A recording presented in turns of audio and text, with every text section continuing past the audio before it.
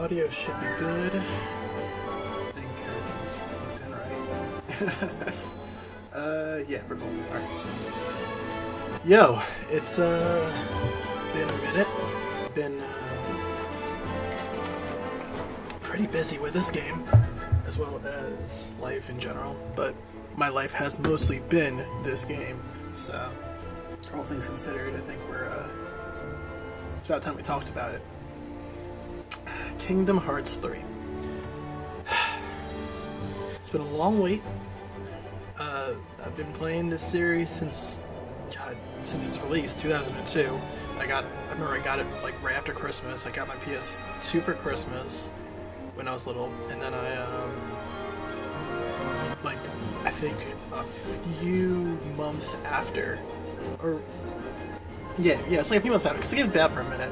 But a few months after, I ended up picking up Kingdom Hearts 2, and I loved it because I was hyped from the trailers. I was always a huge Utada fan because my cousin living in Japan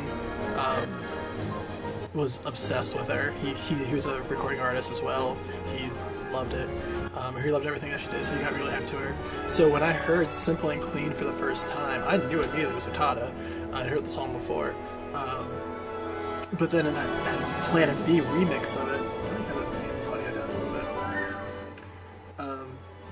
that Planet B remix of it got me really hyped, and I was all here for the the Disney and the Square, because I was deep into Square in general. I won't say Final Fantasy, because even though I played like a lot of Final Fantasy games back then, like 4 and Tactics, 7, 8, didn't really get into 9 until later on, but 10, the idea of Square to me as a creator of RPGs, I was thinking Secret of Mana and Chrono Cross and Chrono Trigger and all those games. Well, Chrono Cross more than Chrono Trigger. And then I'd think of like Brave Fencer Musashi and Einhander, which was my first game ever. There's a lot of rich history in gaming that Square has small little niches in, and they, back in the 90s, they excelled in all of them. So anyone who owned a PlayStation.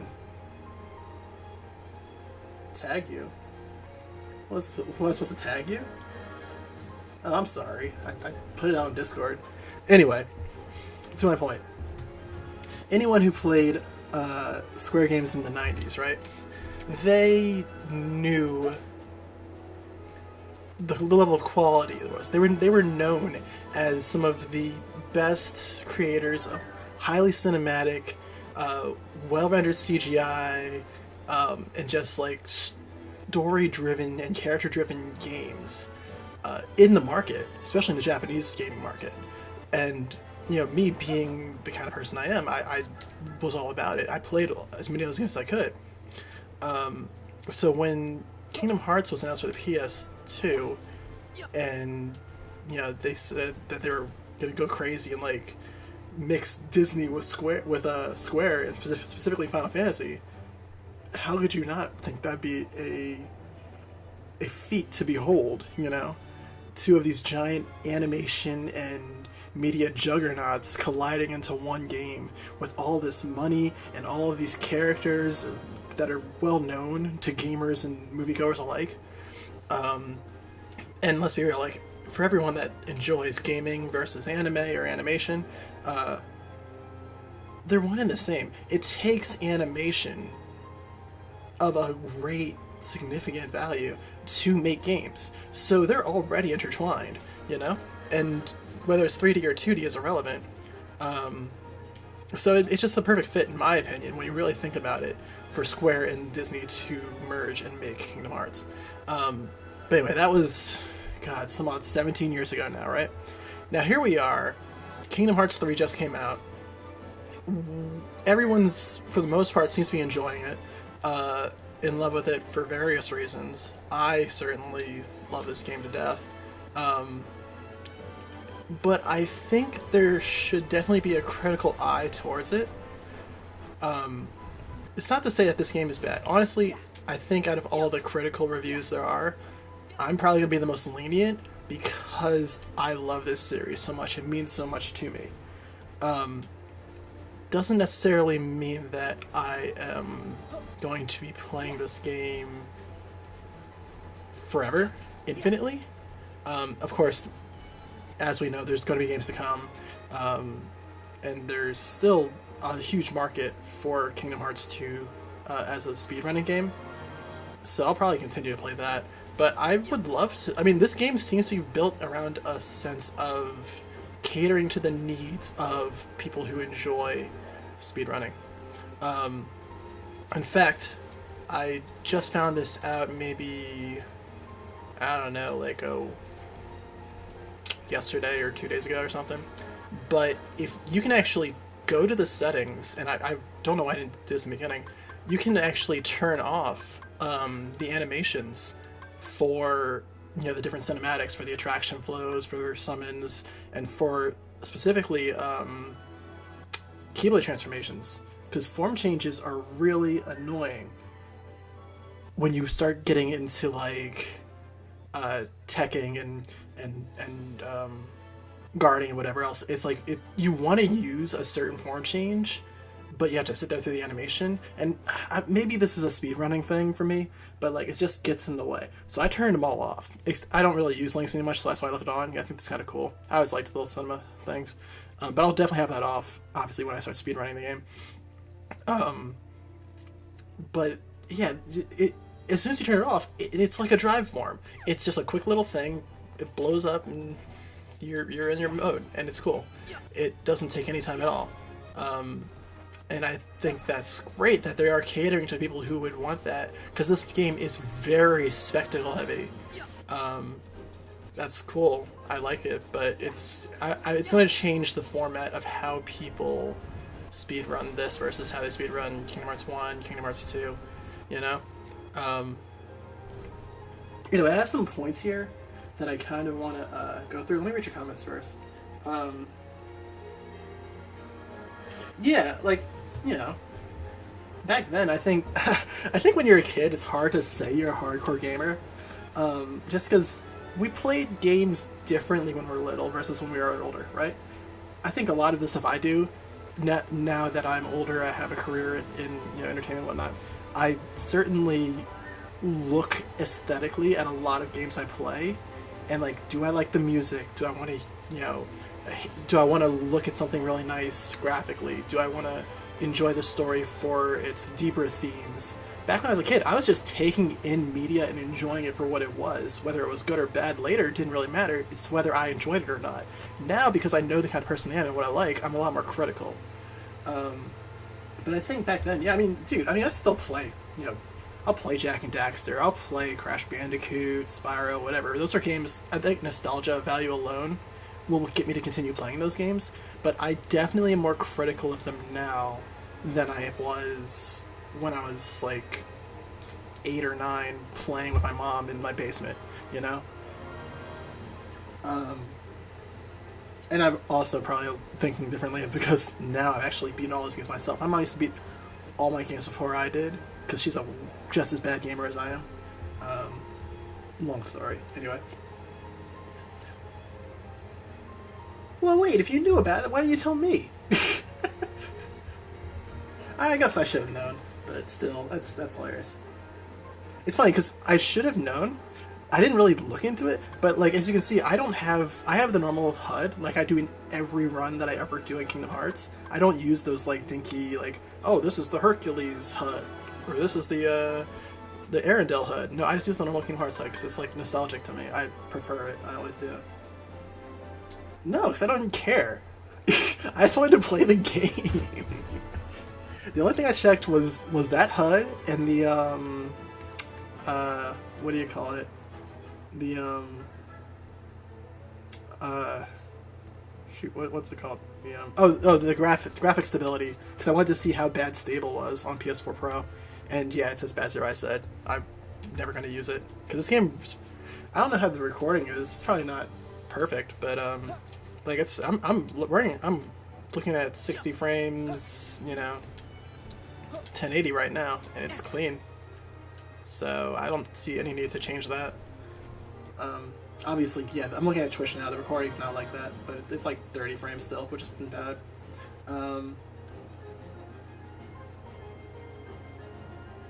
Damn. You have like an original PSP copy? Because that's hard to find. I have a lot of Square games on PSP. I mean, I have them on Vita now, but that was actually one game that I could not find just for collector's reasons. I wanted a copy of it. I could never find it, and I have a ROM for it. I have other options, and then obviously I have the HD remasters both on PS3 and PS4. But I never could find it on PSP. If I ever, I'm too lazy to like just force my way to buy it and be like on Amazon or something. But if I ever find it in a store, I'll probably buy it immediately. It's just, that's funny. So yeah, like I said, I have some points here, and I kind of want to go through them and just give my thoughts, just so I can load it up to YouTube. I'm actually not streaming later this week. We're going on vacation, so I'll probably not be resuming streams until like the 15th or 16th. But yeah, let's go through this. So, first things first, the story. I think the story was fantastic. I have no issues with it. I think that's a huge complaint for a lot of people because they come into Kingdom Hearts 3 either from Kingdom Hearts 2, and there's such a huge gap between. They don't really understand where the connection is. And I do think the game still does a good job kind of catching people up that aren't aware, but there's still, you know, room for error there.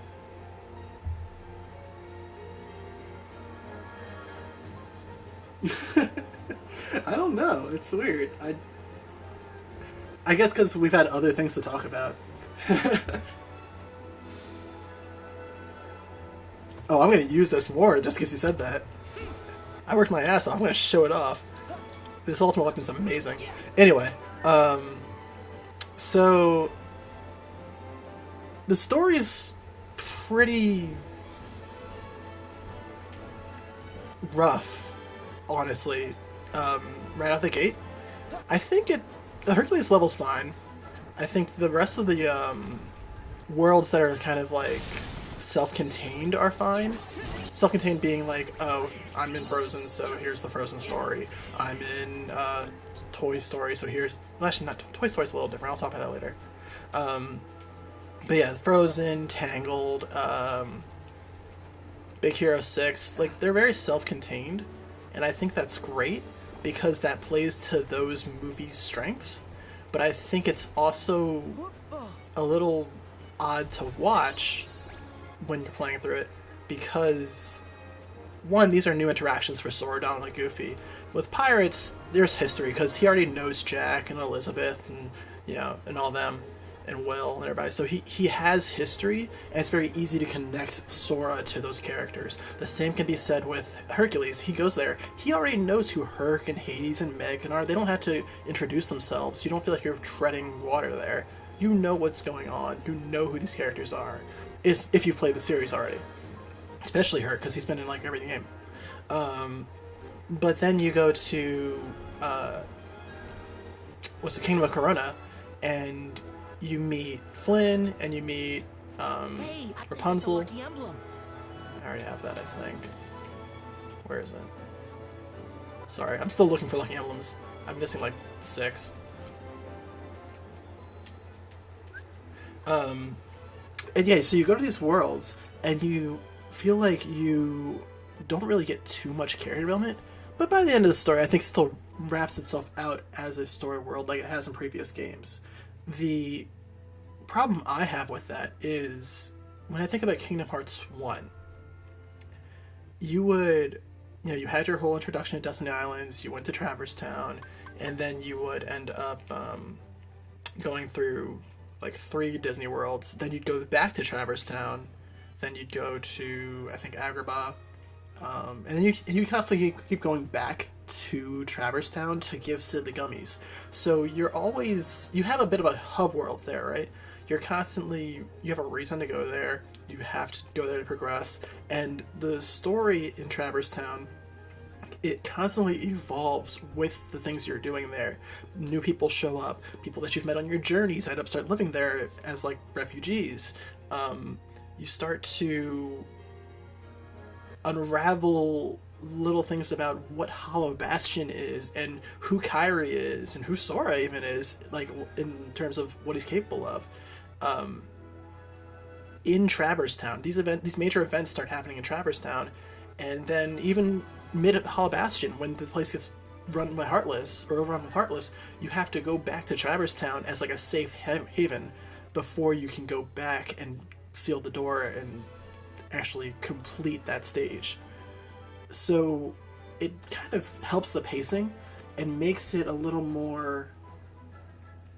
I mean, yeah, sure, you might as well jump off, but at the same time, we have to respect that this game is Kingdom Hearts 3. It's not Kingdom Hearts 7, it's not Kingdom Hearts 8, it's Kingdom Hearts 3. So a lot of people are going to assume that they don't need the other ones, or they can just get short versions of it. And I guess that... Okay, so I'll get to my point. In Traverse Town, you had like that as a hub world. The same could be true about Hollow Bastion / Radiant Garden in Kingdom Hearts 2. You could go back like mid-game and you would get more story. And it kind of created every other Disney-oriented world as a bit of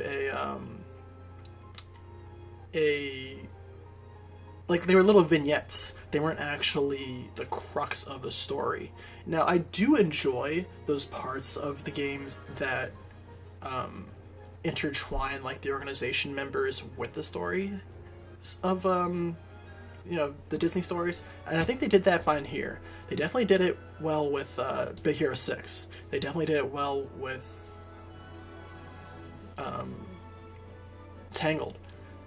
But I will say with Tangled, they were very different stories that were happening simultaneously. With Big Hero 6, they were one and the same. And with Toy Story, the same way. Like, everything that was happening to the characters in Toy Story was directly because of young Xehanort and what they were doing to the world. And because of that, you felt like you were never taken out of Kingdom Hearts 3 and playing a Toy Story game. I felt that way with Arendelle. I felt like it was playing through Frozen. And I'm not the biggest fan of Frozen, but it's a decent movie. I mean, I still enjoyed it. I enjoyed the story that was being told, but it wasn't Kingdom Hearts. It was Sora, Donald, and Goofy meet Elsa. You know? It was fan fiction.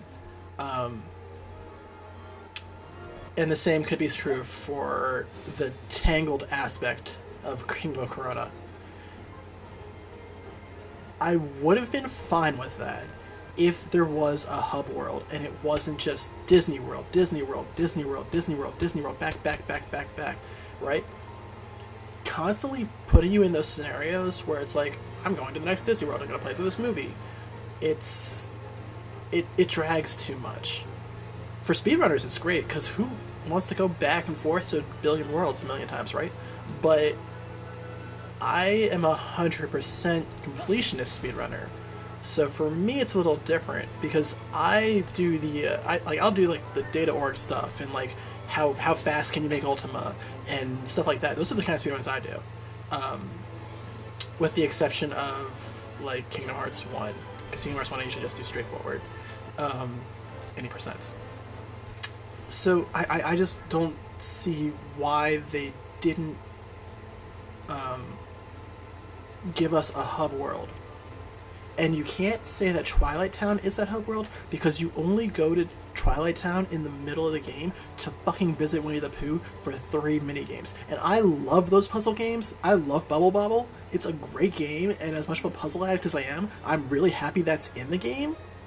But that should not be a reason, like the only reason, to go back to an original world, when the precedent has been set in the last 3 games, including Dream Drop Distance, that you would go back to Traverse Town or Hollow Bastion and continue your story.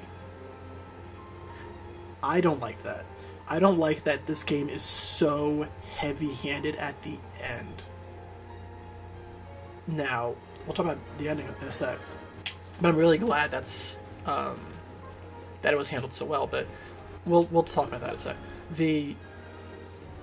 only way I can really rationalize this game being what it is. How the fuck do I get out of here? I don't remember. I hate this fucking stage.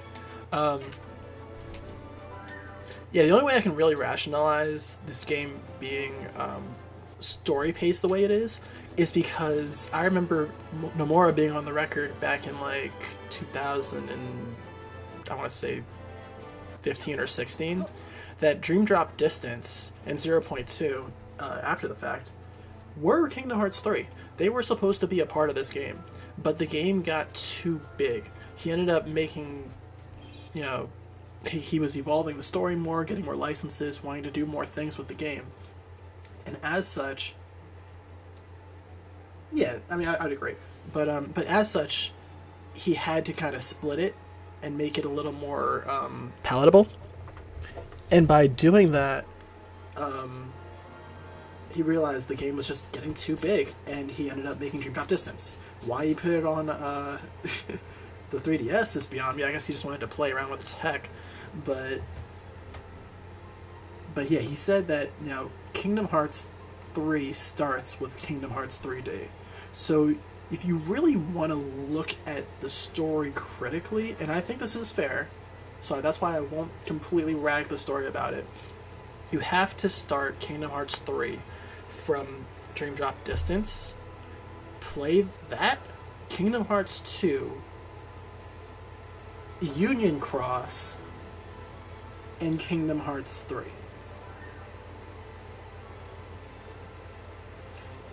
I am fine with that because I did that. I played Dream Drop Distance all the way through, and then I played Kingdom Hearts Union Cross. I'm all caught up in that, and I played 0.2. So I came into this game fully prepared to take in everything that it offered. And because now I have, you know, I've gone through the game, I have Ultima, so I've obviously done a shit ton of all of the extra stuff. I finished all the battle gates, so I have all of these, you know, reports and things. I have a full scope of what happened in Kingdom Hearts 3 because I have all of the necessary information from the previous games. And I'll even go further and say you don't have to, you should, but you don't have to play Kingdom Hearts Birth by Sleep, and you don't have to play Chain of Memories, because those two games, all the information is in Dream Drop Distance in the memory archives that they had in that game. So if you read all of that stuff, everything that's provided to you in Dream Drop Distance can fill in those gaps. You still should play Kingdom Hearts 1 and 2, and Birth by Sleep, but you don't have to get everything out, because the information you get provided with in the last 3 games definitely fills in those gaps. However, Union Cross isn't covered at all, and there's so much information from this game that's drawn from Union Cross that fills in a lot of the blanks that I've seen people's reviews kind of being like, oh, I don't understand this, I'm confused. That I don't understand why back cover only covered Key. I know they did it because Key wasn't playable. It never came out in the States, so no one actually played it except for the Japanese audience while it was still live. But Key is not Union Cross. Key is not Unchained Key. It's a game that came before it, and back cover covers information in that game that really isn't even in that game either. So it's kind of weird that they didn't either make a longer movie or a second movie that covered more information. And they should have done a movie that covered that information and the information in Unchained Key, because Union Cross is pretty self-contained for now, even though it's getting really plot heavy. And I'd say give it 2 or 3 months, and we'll definitely need that game to be covered in some other format. I mean, it's detrimental, but I think a lot of the stuff at the end of Kingdom Hearts 3 puts characters in a position to be explained more in Union Cross, rather than Union Cross actually being necessary for Kingdom Hearts 3. Because all the stuff with Laurium, and like I said, this is spoilers. This is a spoiler video, so just deal with it if you guys are hearing this, but YouTube if you don't want to hear it or whatever. Lauriam is Marluxia. So Lauriam being Strelitzia's sister or brother puts a lot of context into why Lauriam's story is so interesting. And those last few moments in Kingdom Hearts 3 when you beat Marluxia, and he's like, oh, it's all coming back to me. I remember my purpose. I remember why I'm here. You actually start to realize, oh, I get it. I understand why he said that, because Lauriam actually became, he became invested in everything that was going on with the Keyblade and all that because he wanted to find his sister. And with Arlena, she was kind of dragged along by Lauriam to help find Strelitzia, because they found out together that she died. They didn't know why, how, or who yet, but, there's a moment in this game where Xemnas reminds them that they used to be Keyblade wielders. And they're like, wait, what the fuck? And it gets kind of thrown to the wind after that. They barely mention any of it. But someone who doesn't have the Kingdom Hearts Union Cross information and knows that they were Keyblade wielders won't even have any semblance of why that was mentioned in this game at all. It makes no sense. Because there's no payout. They don't use Keyblades in this game. They don't mention it themselves. They never talk about it. All that you get is that Larxene was along for the ride, and it's a secret who she was with, who you should know is Lauriam. And all you get from Marluxia is, oh, I remember things that I haven't felt in ages. Thank you, Sora. It's like, come on. No information at all. Not to mention, apparently, Demyx and Luxord are a part of that, and we get no information at all from them because they're not even in Union Cross yet. Debatable, because I don't think it's confirmed that they're friends yet in game. Like, she was friends with Strelitzia, doesn't mean she really was friends with Lauriam. She didn't even know she had a brother until they started talking and looking for each other. If anything, Larxene was after that fire dick, dude. She was like all over Axel in Chain of Memories. Yeah, I'm really curious about that. I wonder what that does. Like, it's gonna be something in the future, but I'm really curious what that was for. Yeah, it made no sense. Did you get anything from that? No, it doesn't give you an item or anything. It was just kind of a random thing. I don't know. But yeah, that's my point. Like, there's little things that are, set up, and I'm sure he'll shoehorn it in the future, but there's no real reason for it. However, I will say this, and this is to counter what I've just said and all the ranting I've just done. This game is huge. There is a lot going on in this game. Like, there is so much information being poured on you in this game that I completely respect and understand Nomura having to split the information between two games. And because it's mobile, I can kind of see, and it's free, I understand why Union Cross is like, well, why aren't you playing it? It's not like it's a super heavy game to play. It doesn't take a lot of time, and if you want the story, you can just fucking play through the story and then never touch the game again. It doesn't take that long. It's a short, the campaign's short. If you sat there, you could probably beat just 2 days of casual play and you can get through the entire story of Union Cross. Or at least of Unchained Key. Union Cross might take a little longer since that's 600 quests in. But in general, you don't need to play that much of Unchained Key to actually get the crux of the information that you need for Kingdom Hearts 3. So that's negligible. And I can understand that so much happens in Dream Drop Distance that it is the content of its own game. That game's, I guess, content-wise, at least as big as Kingdom Hearts 1. So I totally get it. However, I don't think it's the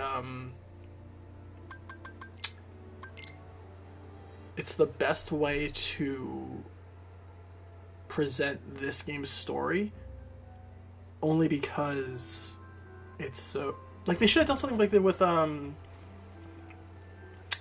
was it, Kingdom Hearts 2. When Chain of Memories, everything in Chain of Memories was covered in Final Mix. They kind of filled in the gaps, right? They didn't do that with this game. They kind of just assume that you know everything. And I'm not saying that's a bad thing or a good thing, because, like you said, at this point, you should actually know what's going on in Kingdom Hearts. You can't jump into Kingdom Hearts 3 randomly. That's the stupidest thing in the world. Everyone who says you can do it is, like, yeah, they're probably here for the gameplay, and that's fine. But why? There's other... Like, if I wanted to play a Spectral Fighter, I'd play fucking God of War or Devil May Cry. This game is fun. I love Kingdom Hearts. It's a great spectacle game. But it's so story-driven. Why would you come to the third game installment and not try the first or the second after they've been remastered? This game is completely non sequitur from Kingdom Hearts 1. You have to play Kingdom Hearts 2 and Dream Drop. So, yeah, people do it. It doesn't make sense. But, you know, regardless of that, I think my point is, all of the Disney stuff in this game is so self-contained and front-loaded that you don't feel like you're playing Kingdom Hearts until you get to the Keyblade Graveyard. And that's stupid as fuck. Because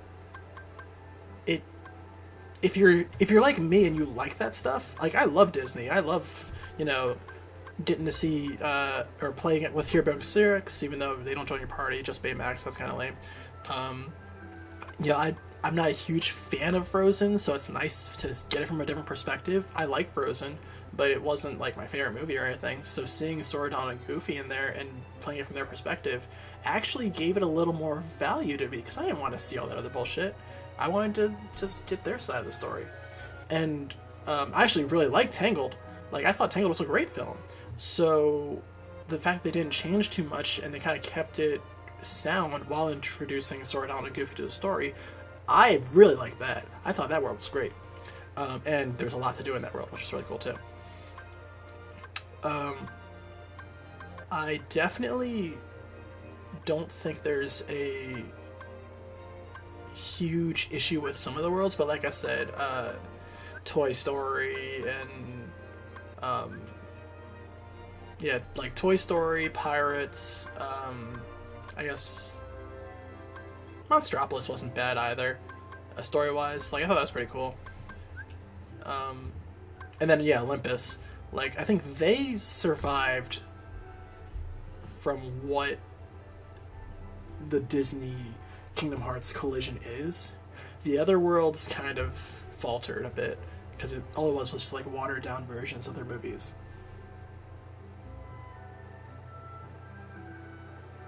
Well, you only do the collecting crabs thing for a bit. There's so many crabs. Like, people complain about the... Okay, so... Anyway, I'll get into the heavier stuff on the story when I start talking about the endgame. The pirates thing I wasn't really worried about, but every world here has a gimmick, especially in the second universe. This gimmick is pretty negligible in San Francisco, and I think that's fine because, you know, it was like a mini game, like the going through the rings and all that. It's whatever. I was more interested in the battle gates there and just how big the areas were fighting, but it kind of felt empty. This was like one of my most excited worlds was San Francisco, because I love the world in the movie, and it felt like it was just empty.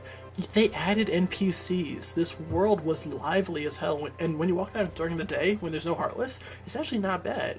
But the nighttime stuff where there's like, it's a battlefield, it feels so empty, and you keep running into walls where it's like, oh, you shouldn't get lost downtown, Sora, or whatever. God, it's so annoying. I get bored here really easily, and that makes me really sad, because I really love Big Hero 6, and I really liked everything that was presented in that movie. I would have loved to see some more robots and like bot bites and stuff. I would have loved some of the other areas, like getting to go see the college campus, or going to off to that remote island that they did the experiments on. You know, like there's areas in Big Hero 6 that would be really nice, and they kind of just didn't do it. Oh, I know that. Whoa, trust me. Well, I mean, yeah, RJ, you and me are kind of in a different boat because we're Disney fans, like hardcore too. Which is, I think, that's why we're a little bit, we're a little more lenient on that side. Some people come into this game just for the Final Fantasy and the Kingdom Hearts, and they're going to be gravely disappointed because this game is very Disney, at least until the end. So. But yeah, I was really disappointed with Big Hero 6's world. But Pirates was great in my opinion because everything in Pirates is not only pirate oriented, but also feels like you're playing something that's happening. Like you live in a world. Like everything. Okay, you know, I'm on gameplay right now. I'm gonna show you right now. Okay, I'm gonna go here in the day. Let's go to the North District. San Francisco is San Francisco fused with Tokyo. Those are two pretty busy cities. I'm not saying they need to like load this place up with NPCs, but if I go here during the day, there should be at least a lot of like city folk walking around, you know, hipsters and whatever, you know, doing their thing. And you see some.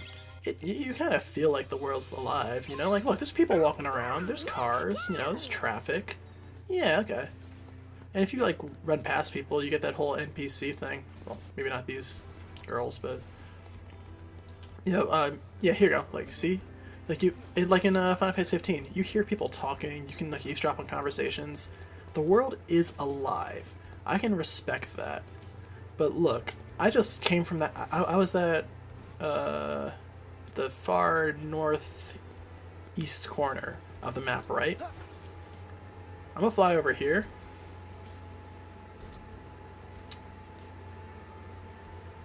Oops. I guess I went too far. But it felt like I should be able to go a lot farther because I only just started this world, right? That's the corner. That's the top. That's the top of the map. So we got this little building here. Okay. Yeah, we got the railway to the Battle Gate. Chinatown. There's stuff happening. It's not small. But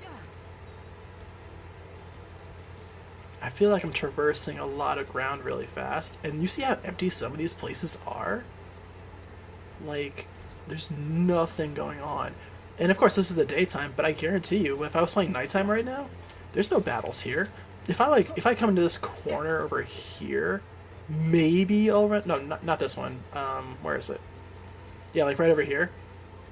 At night, maybe a battle will sprout, maybe not. It's very situational based on how many fights you fought already. Most of the battles are up in the sky, admittedly, but yeah, look, I'm already at the end. I only crossed like a couple roads. And now I'm at the end of the map, on the opposite side.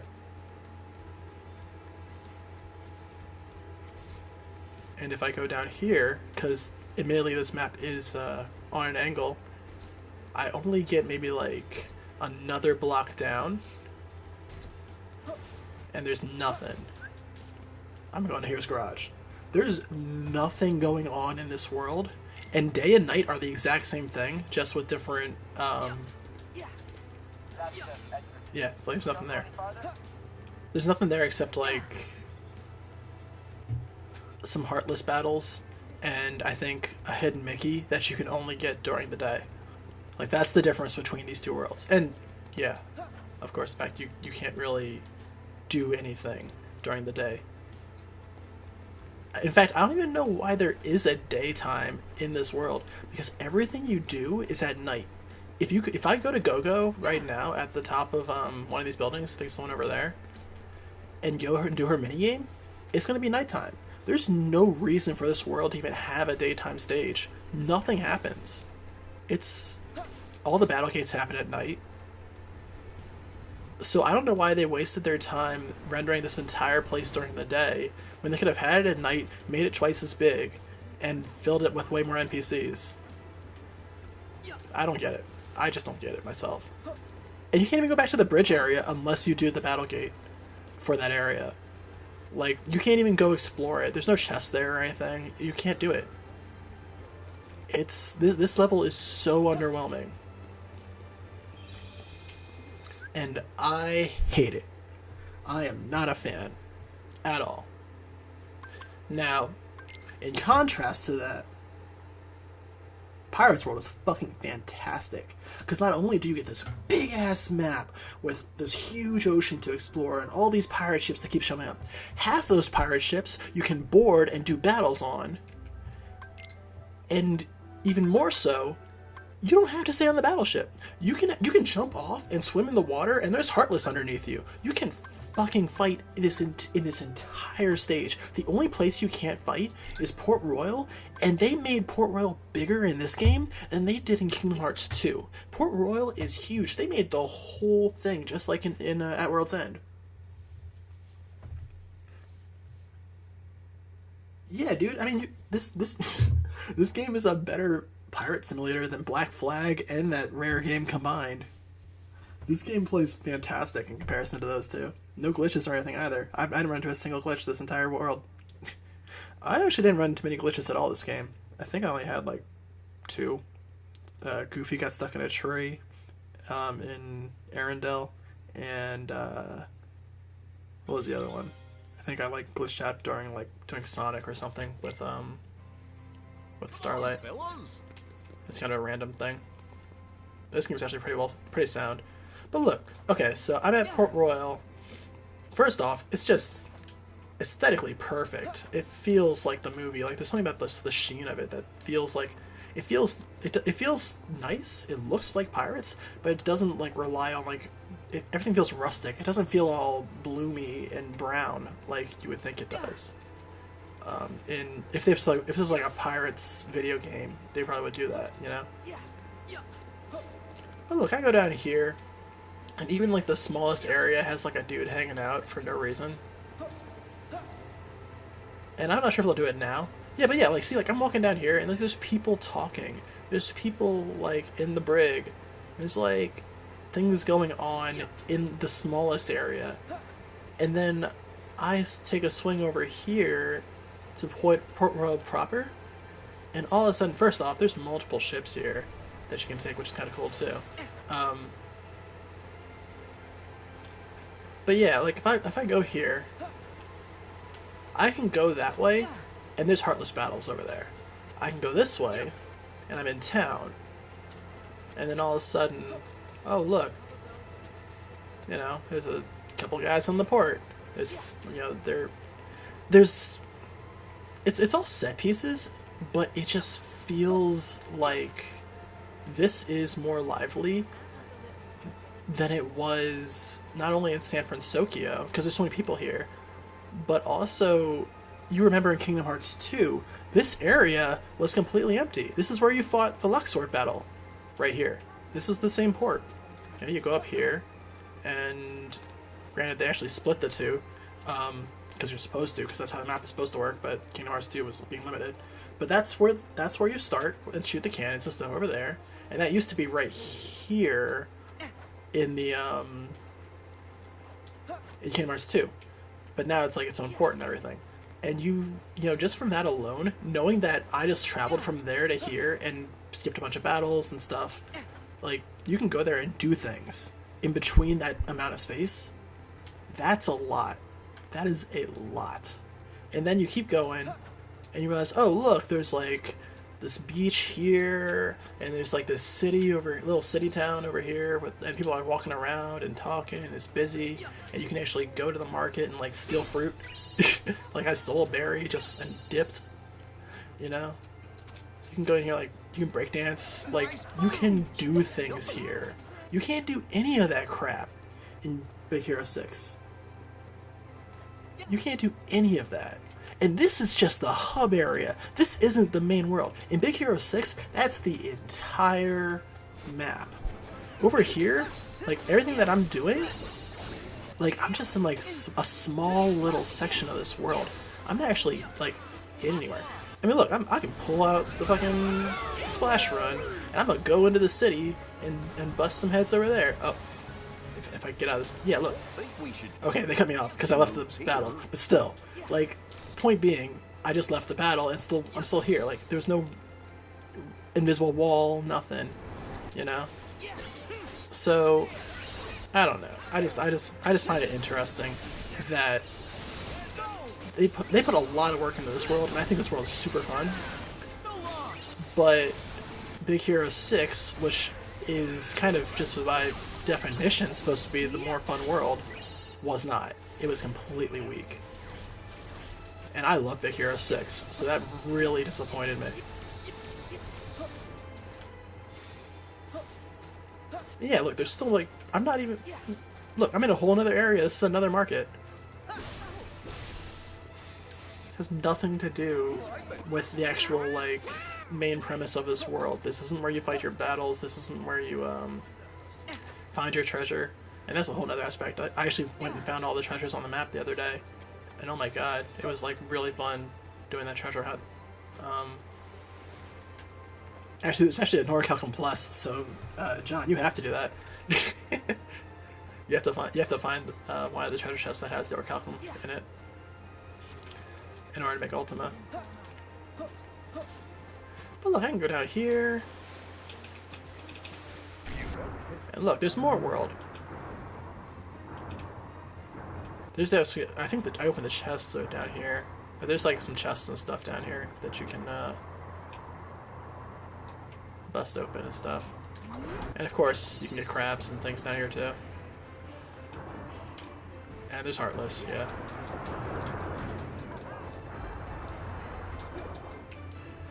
And it's kind of a shame you can't change your keyblades while you're down here, but I guess it doesn't matter because they all have the same combo anyway, and you can't use transformations. But I definitely like the controls underwater a lot more than in previous games. Like, they sucked in Kingdom Hearts 1.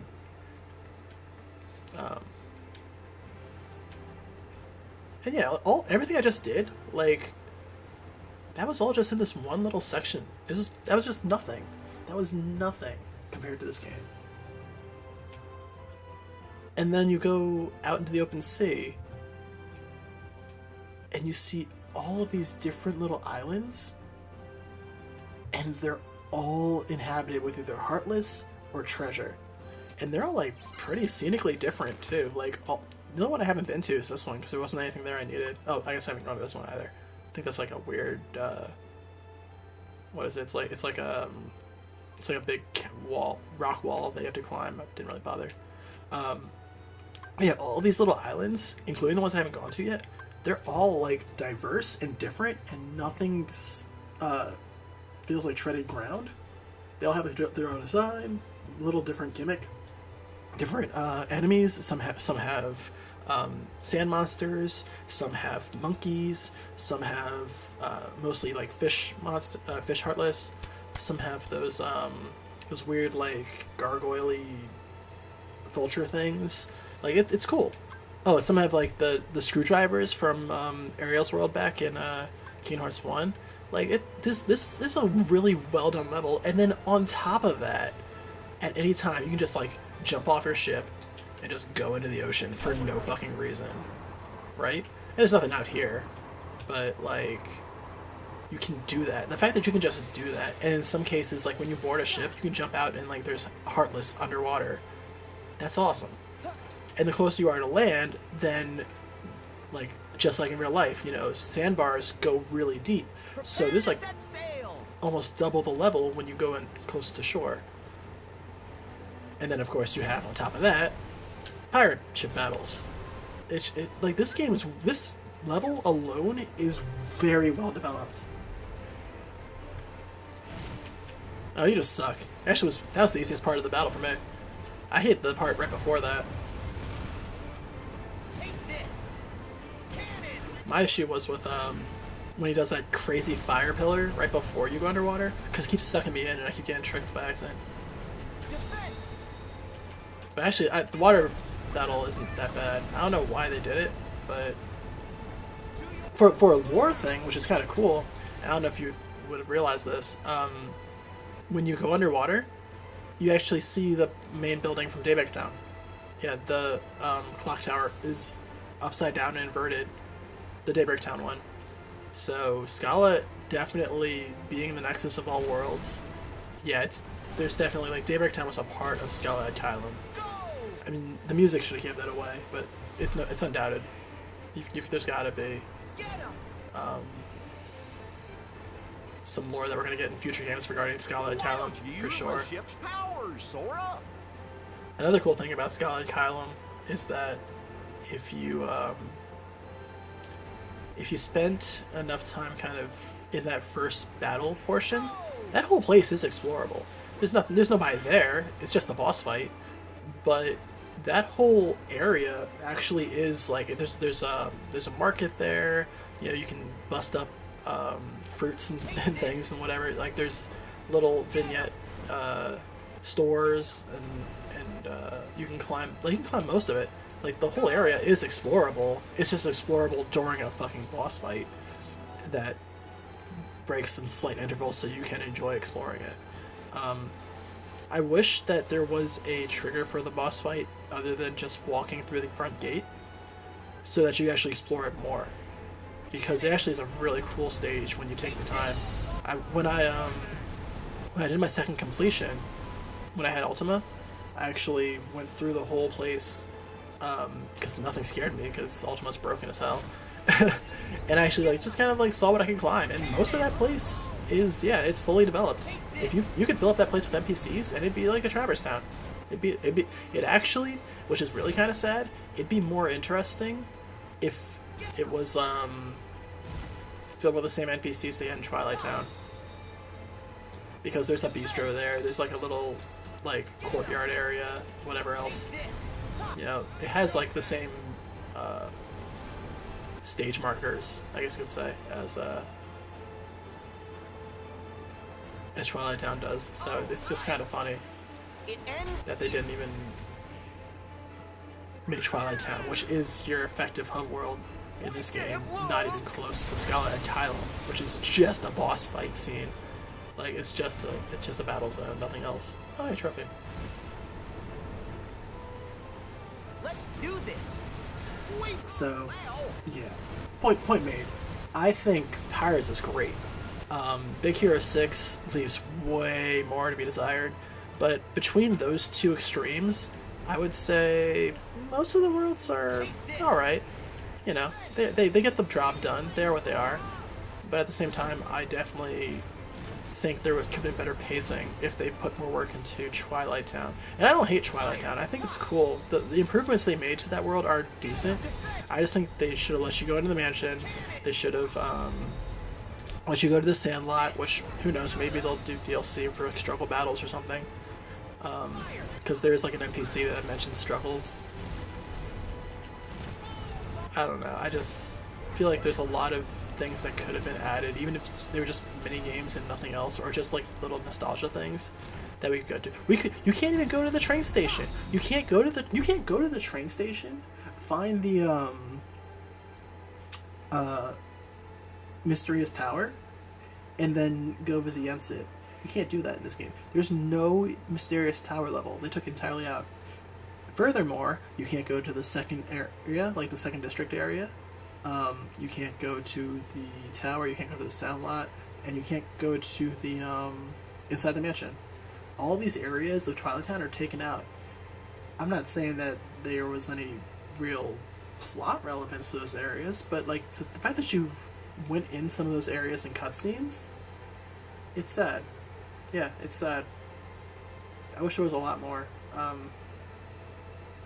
But who knows? Maybe there will be an expansion to those areas. I would love, if nothing else, my biggest feeling is the loss of the Sandlot, because I would have loved that to be opened up and to be like a little mini game to like kind of beat up characters, even if it's just like a datascape where you can fight characters in the past, like previous bosses, or if it was like a thing where it's like, oh, you can beat up Cypher and Cypher and Rai and Fu weren't even in this game. What the hell? We went to Twilight Town, they weren't even there.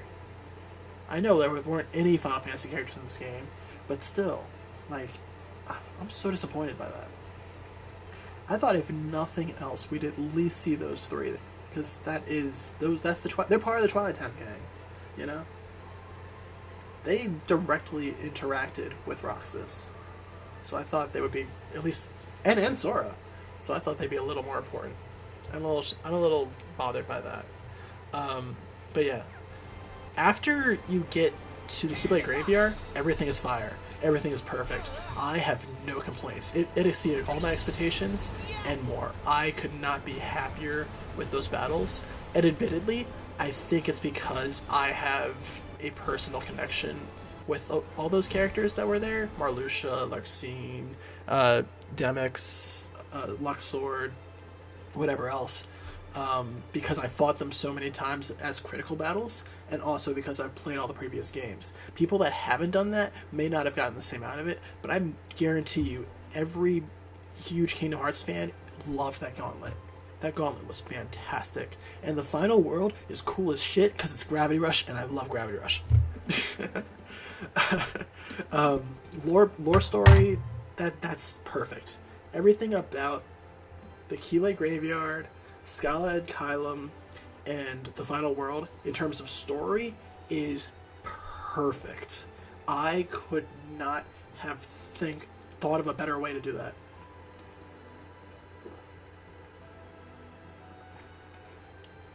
Made me extremely ecstatic to get through that story.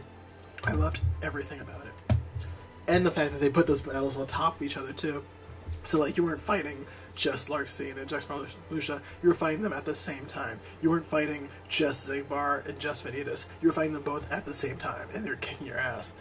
And then, like, oh god, the Xehanort Ansem Xemnas fight? Jesus Christ. I didn't have that hard of a time with young Xehanort. Thank God, because he beats my ass in Dream Drop Distance all the time. He was a little easier. They definitely made it a little easier in this game. But Ansem and Xemnas at the time, oh my god, that boss fight was hard. That was so fun, but it was so hard. I loved it. I loved it. And, I mean, I love everything about Scala and Kylum. I love everything about it. It's such a good final boss fight. It felt like a throwback to Kingdom Hearts 1, where you're just constantly getting thrown boss fight after boss fight. You just have to deal with it and just make it through. No, I loved it. I loved everything about the ending. So, I mean, I can't give it enough praise, and I won't even speak too deeply on that. So, let's get back to this list here. Level design, fantastic. No issues with the levels. Oh, the music was perfect too, yeah. But yeah, no issue with the levels, whatever. I've already explained my issue with San Francisco, but everything else felt great. I felt totally fine with everything that happens. Yeah, right? Yeah, just leaving. You just get a whole bunch of keys to the face. It's so ridiculous. Yeah, level design was great. I felt like everything had a lot more verticality to it, and not in like the you can jump anywhere or do anything, like in Dream Drop, because there was invisible walls, and in Dream Drop it's almost broken. In this game, it felt like there's some. It feels like a better Kingdom Hearts 2. It's a Kingdom Hearts 2 with verticality. Every world in this one feels like they did in the Cavern of Remembrance, right?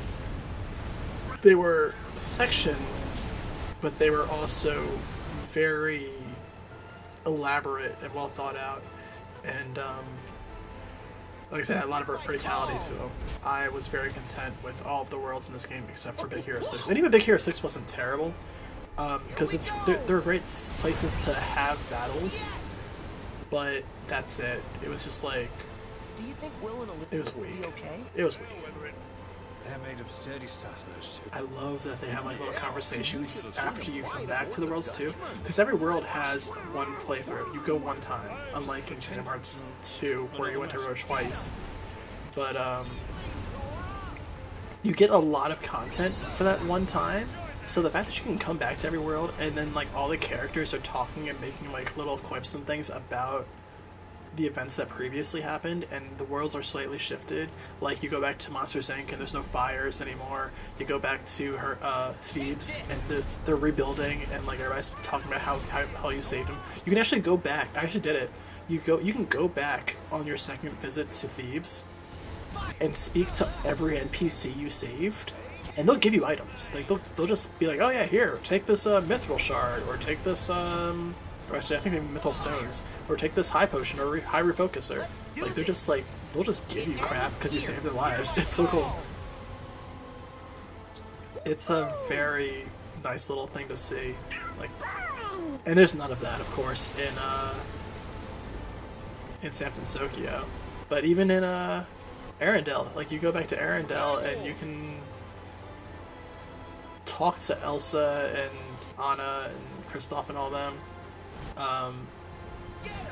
You can talk to them. You can go down to the like where Olaf lost all his body parts, and he'll like have lost his body parts again, but they'll be scattered in different areas. So you have to like do like a redux of the minigame. But except now Elsa's there, and you actually get different cutscenes. Like when you put them together and stuff. It's really cool. Like they say different things. Little attention to detail like that make second and post game so fun. I love the idea that the post game in this game is not you treading already, treaded ground. You're enjoying the worlds for what they are, and they're alive, and they're evolving along with your gameplay. It's great. It's fantastic. I can't say anything negative about that. That's what games should be doing in 2019 when they're this open world and there's so many things you can do in them. Make them feel alive. It's great. I couldn't be happier with that. And that happens in every world. Like this, I'm just mentioning the ones that I'm thinking of because they're fresh in my mind. But yeah, they do that in Toy Story. They do it in Monsters Inc. They do it in Thebes. They do it in... I think the only place they didn't do it is San Francisco, which is kind of lame because San Francisco, like I said, it really sucks. There's like nothing there. The replay value is minimal. There's no reason to go there ever, except for like your initial playthrough. And this place, like I said, the treasure hunting here, like all the little things you can do here. There's a random sandbar, kind of like that one. You can just go do it, and like there's little treasure chests like scattered throughout it. Like there's a cavern there, and there's little Jack is Jack. And that's all that... There's little treasure chests scattered throughout, and you can jump on top of the treasure chests and like collect the money, and it gives you actual money. Like it's just like this. It's a stupid little thing that doesn't make any sense. It doesn't give you a lot. You get like 60 money from each one, but there's like 12 there. But if you want to do it, you can just take money from the chests, or you can go to islands that actually have like real treasures. But the fact that they have like stuff like that is just so cool. Ooh, is that one I can board? I saw a Heartless on there. I guess not. I blew it up, whatever. it ends here. I don't know. I'm gushing about level design at this point, but I think it's really cool that they designed levels the way they did. Music, Yoko's bae. She's perfect. Everything that she makes is gold. I love how many tracks they brought back, but the new ones I really enjoyed too. I enjoyed every one. I was also surprised by how much wasn't pure orchestra. I expected a lot more like of a Final Fantasy 15 feel. Well, yeah, that's my point. Like, I like that it was single world visits. I didn't want them to do double world visits at all. If anything, I wanted them to do it exactly the way they did it here, where you do your whole single visit, you get the whole story, and then in post-game, when you go back to the world is different because you've saved it, because there have been events that occurred, and everybody that you're traveling with remembers those events. Like, the way they did it in this game is perfect. I have zero complaints. This is exactly how I want most games to treat that kind of, level design in post-game. Because you don't have to go to any of those worlds if you just are there for the story. But if you do, they offer you more. you're getting more than you actually need, and that's, you can't be mad about that. You can't be mad about that. It's only a good thing.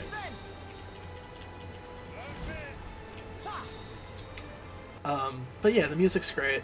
Everything in the music's sublime. You can tell that they got a lot of the Tokyo Philharmonic Orchestra to do these tracks with Yoko. It's just like working with them, like, I guess, infinitely now, because all of their work's fantastic. I also appreciate the fact that she brought back everybody's character themes for their boss fights, from Vanitas to Marluxia, because there was no need to do that, but she just did it. And they brought them all back, and they even arranged them. Vanitas has this cool, like, rock mix version of his theme song now. The 3 Xehanort fight has a new song where it's just an arranged remix of all of their themes together. It's great. Everything in the San Francisco music was great. Arendelle was great. I love how different, like, they didn't just have the same song for every area. Different areas have themes. Like, Arendelle especially was kind of cool, because there was, like, the labyrinth. I have an issue that you couldn't go into Elsa's castle, because if you look through the door, you can tell there's some of it's, like, built, but I'm fine with it because of the labyrinth being basically the same thing. And the labyrinth has completely different themes to that of the mountain. I think that's cool. And then the sledding minigame has a different theme, and the boss fights all different themes. Like, there's different music for each little experience. And I also kind of like that they have, like, the cutscenes had, like, this, like, Saturday morning cartoon kind of thing in all the Disney worlds going on. I don't know, I thought it was kind of cute. Especially since they kept that to the Disney worlds, and when it got to, like, the serious story stuff, they basically got rid of that. And it kind of it just felt classic Kingdom Hearts that way. Like, they did the music justice when it was meant to be, and when there wasn't justice, was like in KH2, when everything had in Pirate's World, when everything had that really shitty version of He's a Pirate before Kingdom H2 Final Mix remastered it, or in Halloween Town, when you would go to Christmas Town and it was still playing the Halloween Town music. They changed that in Final Mix, but, like, that's not how you don't do that. That's so boring. That's such a boring way to go about it. Like, just have 2 songs for all these different environments. No one wants that. Especially when you have other compositions you can use. And they did. So, yeah, couldn't be happier with Final Mix. Anyway, so yeah, music was great, story, level design, story, etc. Alright, now we're going to talk about something that I know is a little controversial. I personally have some gripes with it, and I understand why most people might like it as well. I don't know. The attraction flow. Attraction flow is cool. I like the aesthetic of it. I think some of those threads are really cool. Oh, well, let me put these both together. Attraction flow and links. I like the aesthetic for the links in attraction flow. I think it's cool. A couple attraction flow in particular, I do enjoy using a lot. Splash Run, whenever it pops, and Teacups. Those two I use pretty often when they pop up, because they're fun. And they're not, like, overpowered or anything. You still have to have control over it. I think those two also aren't really super strong. The rest of them are really strong, kind of broken, and kind of annoying. Pirate Ship, I don't even use it anymore, ever. It pops up, I just ignore it. The Blaster Blaze or whatever, never use it. I just ignore it. And it's not that it's not useful, it's just too useful, and it slows down the gameplay. So I treat it like I do Rage Form. Like, if I don't want to use it, I do not touch it. I just ignore it and eventually when it goes away. I actually turned off, I have, when you beat all of the Flan, I think 3 of them give you Attraction Extender as an ability. So you can increase the attraction flow duration for like how long it stays on the menu for like, I don't know, up to like 100 seconds. 100 plus. And I don't use them, so I don't even turn this on. It's a waste of time. I hated them. Alright, yeah, I'll see you, dude. Yeah, I hated them. I saw no reason ever to even use these things.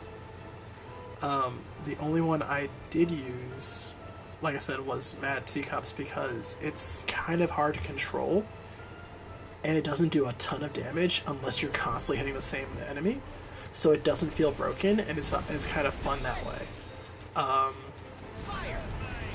And since they don't have a critical mode, I'm sure a lot of these things, like, if they didn't change the damage ratio for them, then critical mode would throw that out the water, and it would be just as useless. Like, the Blaster Blaze would be just as useless as Teacups against, like, a major boss or something. But the fact that these things pop during bosses and they're kind of broken is silly. Like I said, I don't use most of them. I wish there was an option to turn them off if I could, because they get in the way of me wanting to use like actual form changes or limits or grand magic that I would much prefer to use. And I don't have any issue with casting things. Like they don't get in the way like that. I just find them to be clutter on the screen, and I'm not cool with that. I don't like it. And I've heard a lot of people make that complaint as well. I'm not the only one. So I definitely know that's not just a personal issue, but it's definitely an opinion. Considering you can ignore it and not use it, I'm not going to expect them to patch that out or anything.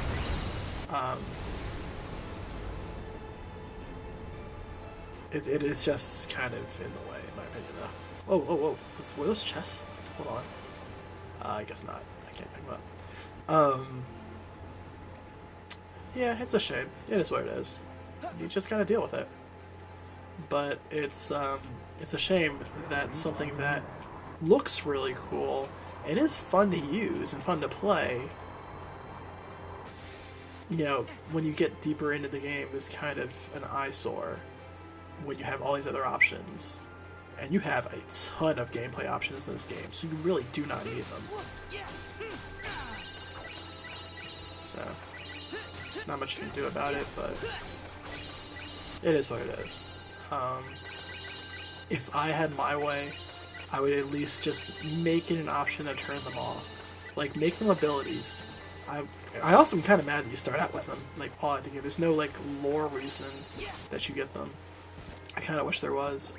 But, if nothing else, I wish you could just turn them off. Like, as on the abilities slot. Just be like, I don't want to use this one, or whatever. Because, like I said, there are some that I use, but for the most part, they're just in the way. And on the topic of situation commands, I do like limits. I do like Grand Magic. Rage Form, the way that works, I think is pretty great. Because it's like high risk, high reward, and the risk charge aspect of it's even cooler. Is anti-form a little more punishing? Yes. Is it better sorted for this gameplay and the way this game is built? No. I definitely think Rage Form makes sense for the kind of game this is, and it, if you don't want to use it, it's extremely punishing because it does not go away and you get hit by accident and it always stays at the bottom of your queue, or at the top of your queue, depending on how you set it. So you have to constantly scroll past it so that you don't hit it. And it's kind of like, it's really tempting because it gives you full health.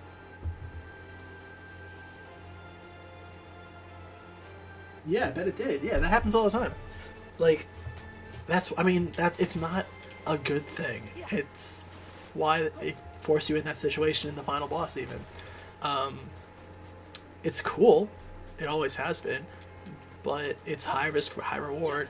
If you're not on point with your blocks and with your follow-up, your paybacks and things like that, your counters, yeah, you're done, dude. You're donesies. But if you are, then you're gonna get a payout because you get full health back. You do crazy combo damage. You don't really do much damage, but the combo builds up for your finisher to do a lot of really good damage. And then you also have crazy good mobility because you're really fast. So it's just like Anti-Form. Anti-Form was just as good as Final Form in Kingdom Hearts 2 if you knew how to use it. If you don't, it's a struggle. Same way in this. I would say Rage Form is just as good as Ultimate Form almost in this game. But you probably well, no, I won't say Ultimate Form is really good in this game, so maybe not. It's more like what's that? The nanobot form with the Big Hero 6 Keyblade, which is like a little bit of everything. Like it's a little bit of short range, long range, everything, and it zooms you straight towards the person. It's like the opposite of that. It's a really good form, but the damage you take when you fuck up is so high that you really have to make a choice whether you want to do that or not. And that's how punishing forms should be. So yeah, I think that the situation command mechanic it leaves something to be desired with the attraction flow, but otherwise I love it. I think it was great. And that's really all I can ask for because gameplay in Kingdom Hearts is so important. And as a speedrunner, there's a couple abilities that I don't use. Like, I don't use Magic Flash. It's cool, but I don't... Like, it's a fine move. I just, for speed's sake, and like the way I like to flow combos, it's really slow. So I don't use it personally. And there's other finishers I prefer. Is this a save point? I think so. Yes. So yeah, I don't use I'll actually go through them now and show you which ones I don't use, so you can get an idea. Whoa, whoa, whoa. I hit circle by accident. And now I'm in a fight. God damn it. But yeah, I don't use Magic Flash. I think I pretty much use everything else, because I mean, this is my completion run right here. When I start speedrunning, I'll probably go through the game and kind of see which ones are faster, which ones are slower, which ones kind of extend my combo too much, whatever. I love MP Safety. MP Safety is a really cool ability that I did not know they were going to put in this game. For the uninitiated, what MP Safety is the only time you ever recover or reset your magic meter to recover is when you use Cure and when you use what's it called? Links. Cure and Links are the only things that ever refresh your magic meter. So let me show you. In Kingdom Hearts 3, and in this game in the beginning before you get MP Safety, basically I would use my magic, and the last move I did would kick the meter, right? I can't use magic anymore except for Kiraga because I only have a finite amount of magic points left. However, Kiraga doesn't cost magic points, it just costs all your magic. It's been like that since Kingdom Hearts 1. So, what it does is, as long as you have that little bit of magic, obviously you won't get more unless you pop an ether or something. But, the second you use Kiraga, it kicks in. So, you always have enough magic to heal. That's great. Because, again, it's a high risk, high reward thing. You have to wait for that, meter to go down, so you can't spam it. and it's always a full meter with MP safety. You can't your MP points used to increase the amount how short the recovery was in Kingdom Hearts 2. They don't do that in this game, so your recovery meter stays the same and it's always kind of long. Oh, yo, Woody was savage. Woody was like, what did he say? He said, I guess no one ever loved you before. And I was sitting there crying. I'm like, Woody, chill. Like, I know you don't know this guy. He's ruining your life, but like, and you're probably right. But like, you ain't gotta be that way, dude. Just chill. You're just a toy.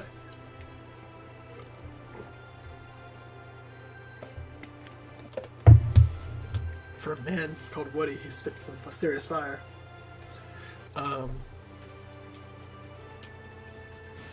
So yeah, I definitely think there's a lot of abilities that are really cool. I don't use counter slash and impact just because you can only have one, and I think in my opinion, for the way I play, counter kick is the coolest and the fastest. Slash is cool. I was using it for a while before I got counter kick. Impact, it's okay for crowd control, but it doesn't do so much better than like Magic would, like Aeroga or actually yeah, I guess Aeroga is like the best one in my opinion. I would rather prefer to use Aeroga than counter impact during a counter. You know, like I'd rather counter someone than use Aeroga for like crowd control.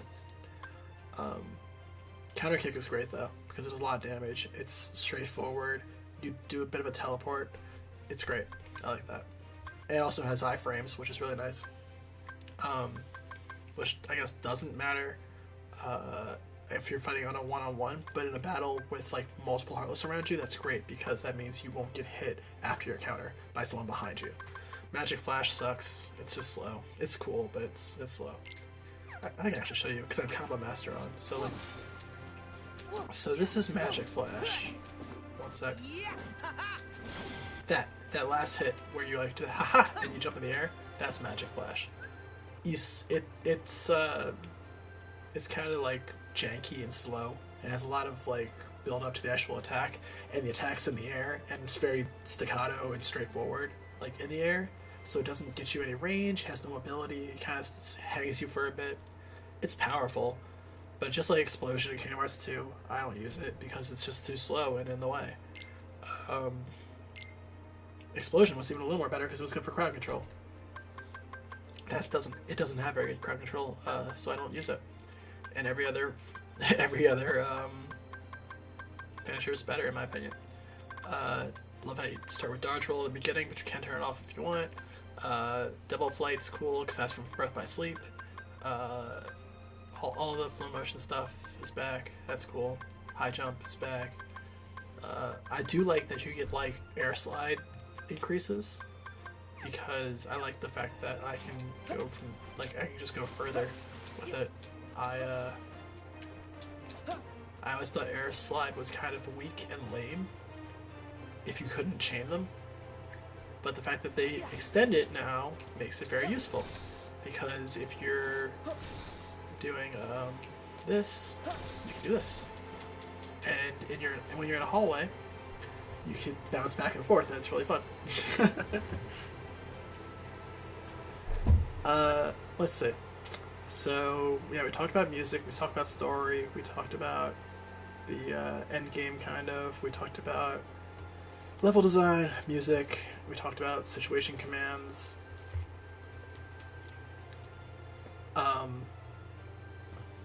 I have no real opinion against it.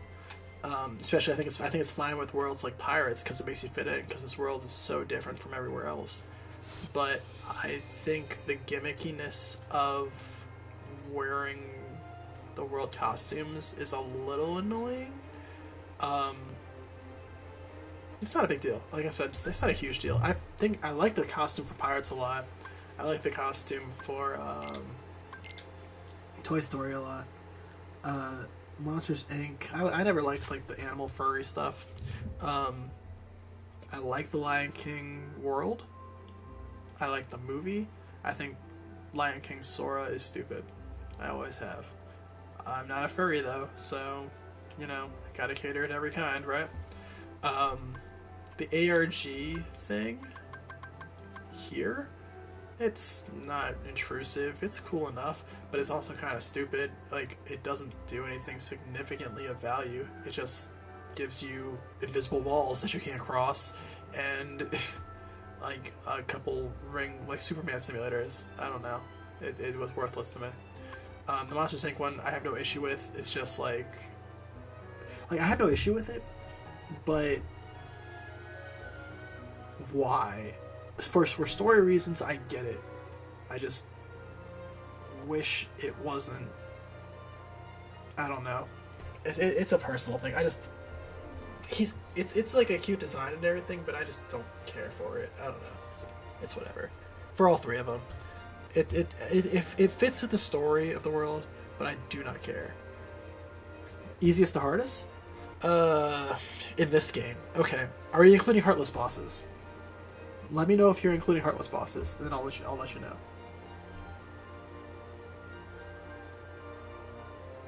And I'll answer the questions one at a time. Heartless bosses? Alright. In order, I'll say the easiest boss by far is the Titans, because you're just macking them, and you don't have to worry about, like, losing or anything. From there, I'm gonna say...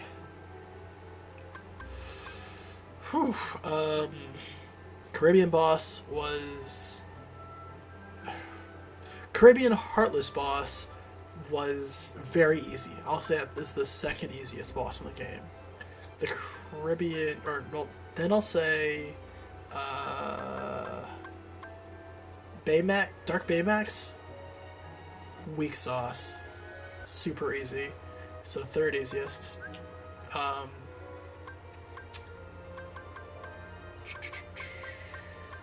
Toy Story boss.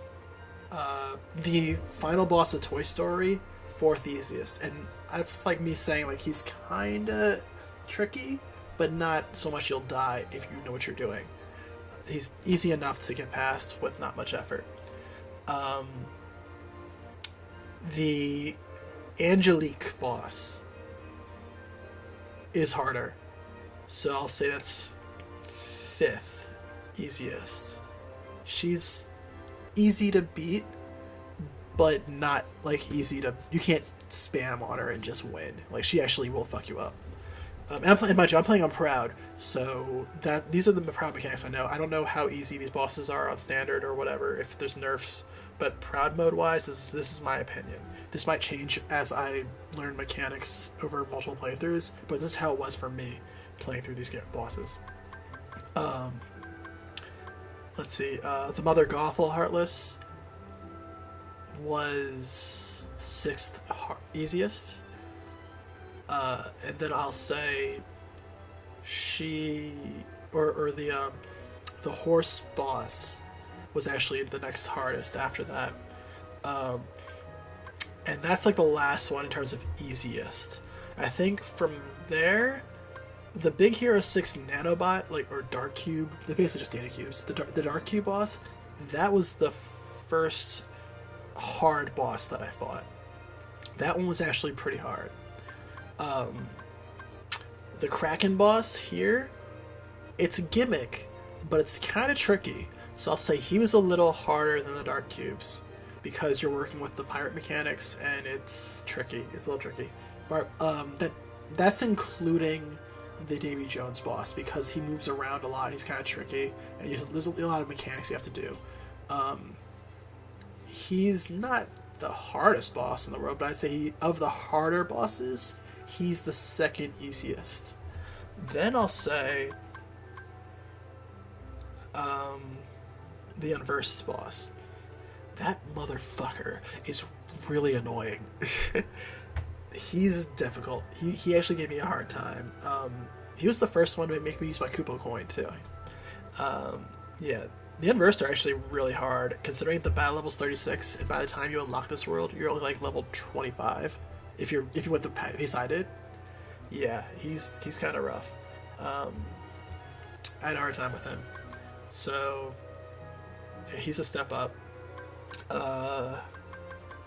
Then I'll say what was it called? The Wolf Heartless. I keep saying Fenrir because I think Ice and Wolf, and I think Fenrir. But he's, yeah, the boss, the Wolf boss here, the Hans Heartless, he's crazy. He was a pain in the ass. But he wasn't impossible. I would say he's a little harder than the Unversed boss. So, yeah, so there's him. And then, the next hardest would be...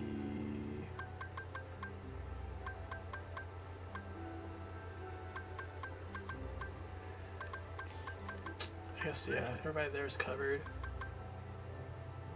The next hardest boss would be... Yeah, no, I think that's all of those guys. And then when you start talking about the gauntlet and stuff, I'll list them in order from hardest to easiest. So it would be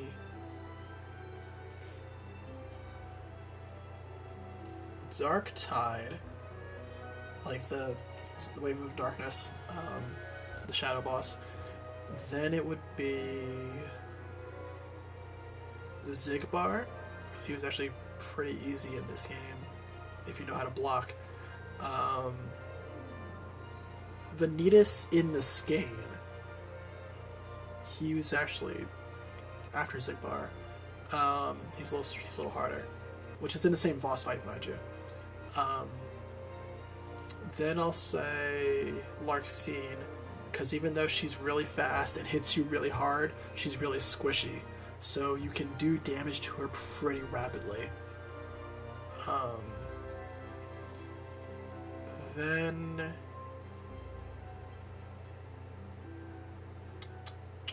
let's see, I'm on 5 from the bottom now, would be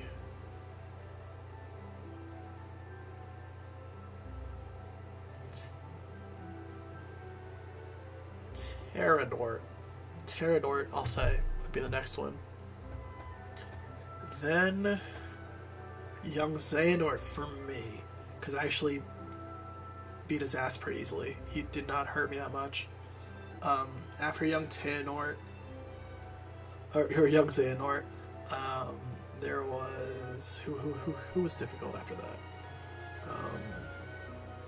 I'm gonna say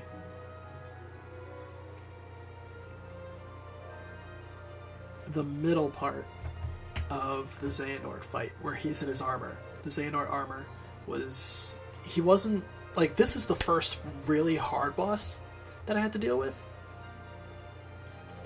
But he was doable. Like, he beat the shit out of me, don't get me wrong. But I'm gonna put him right on top of Young Xehanort. Then Marluxia and Luxord. Luxord, because he's a fucking RNG motherfucker, and I hate that. He's just annoying, as he always has been. Marluxia, because Marluxia is crazy fast, and they had the nerve to give him the exact same move set that he has in the Data fight in Kingdom Hearts 2, which, on one hand, is great for me, because that's my favorite boss fight in that game, and I'm really good at it, so I was able to use the same mechanics to beat him. However, it's really hard, and if my blocks weren't on point, I knew I was going to die. If I hadn't played that boss fight like a week ago before I started playing this game, he would have wrecked me. I was just too familiar with it, so he didn't hurt me that much. But yeah, that's a hard boss fight. Marluxia's a pain in the ass. Then I'll say Xemnas. Or no, I'll say Ansem. Ansem, Secret of Darkness. Then Xemnas. Then Vanitas, when you fight him with Aqua. Because that boss is really fucking difficult. That's a really hard boss, and it's not a mechanical thing, it's just Vanitas versus Aqua is a hard boss fight. You have to know Vanitas' moveset, and He's a lot easier in the graveyard, but he's a lot harder in that boss fight. If you play 0.2, it's a little easier because you know what Aqua plays like, and you go in like with an idea. But I imagine people would go into that scene not playing 0.2 probably would have a hard time. They probably wouldn't know what to do because they have to get really used to Aqua first. But it's a great fight. Yeah, Vanitas is hard. He was really hard. Right, I'm talking about right before you get vent, before you say vent. That part's really difficult. Then it would be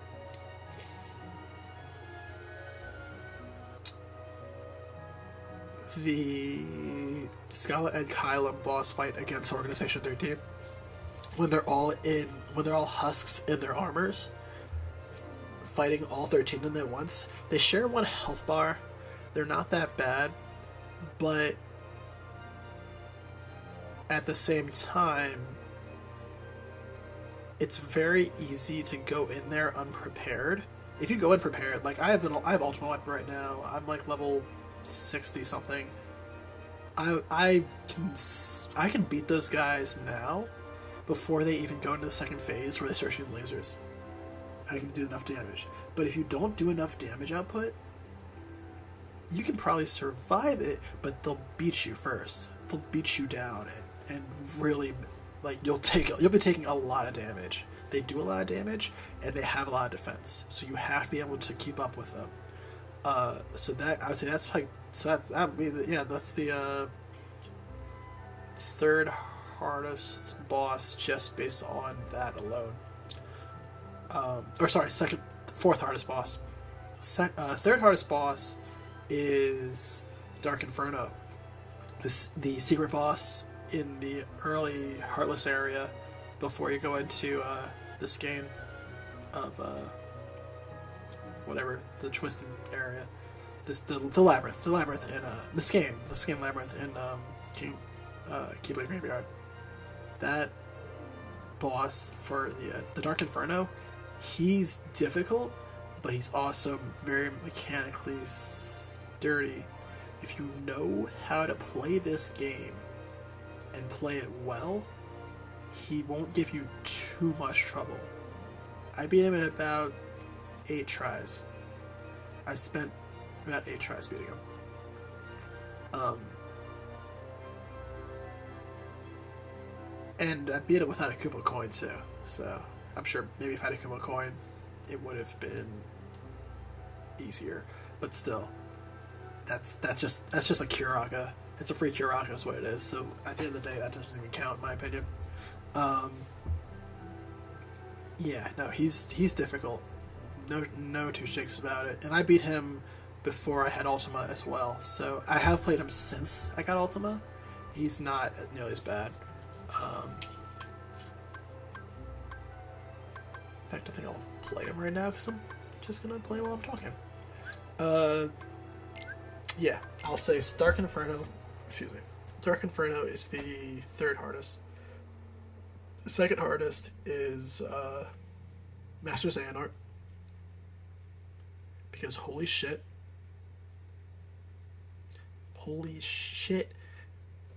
Master Xehanort with that Keyblade is hard as fuck. Like, it's bad enough that he's just constantly teleporting and beating the shit out of you, but then he also has that freaking moment where he takes the light from you and you turn anti and everything's just going to kill you in 3 hits. And you have like no defense, none of your abilities work. Oh man, that's probably one of the coolest parts of the boss fight, especially when you turn the tables and you can't hurt him at all. He's just attacking you and he's up there like looking anti-form. That is so cool. One of the coolest parts of the boss for sure, but also one of the hardest. Yeah, I'll say that final boss is a good one. I'll say that's definitely difficult. Second hardest boss in the game. And then first boss is Omega, because Omega is ridiculous. I went into that boss level 80, 70 or something with my gummy ship, and I have a very good gummy ship. I have the Omniman model with 2 very well equipped tiny gummies and the Wasp Firestorm special. I beat it, but oh my god, is that boss hard? Is it long? And you have to do like a 3-boss gauntlet to unlock it in the first place, so there's that too. Yeah, Omega is by far the hardest boss in this game. Especially since most people probably don't realize that it's a gummy boss. So like, there won't be, it takes proper preparation just to fight the boss, let alone. And it's important because you have to get to beat to unlock Ultima.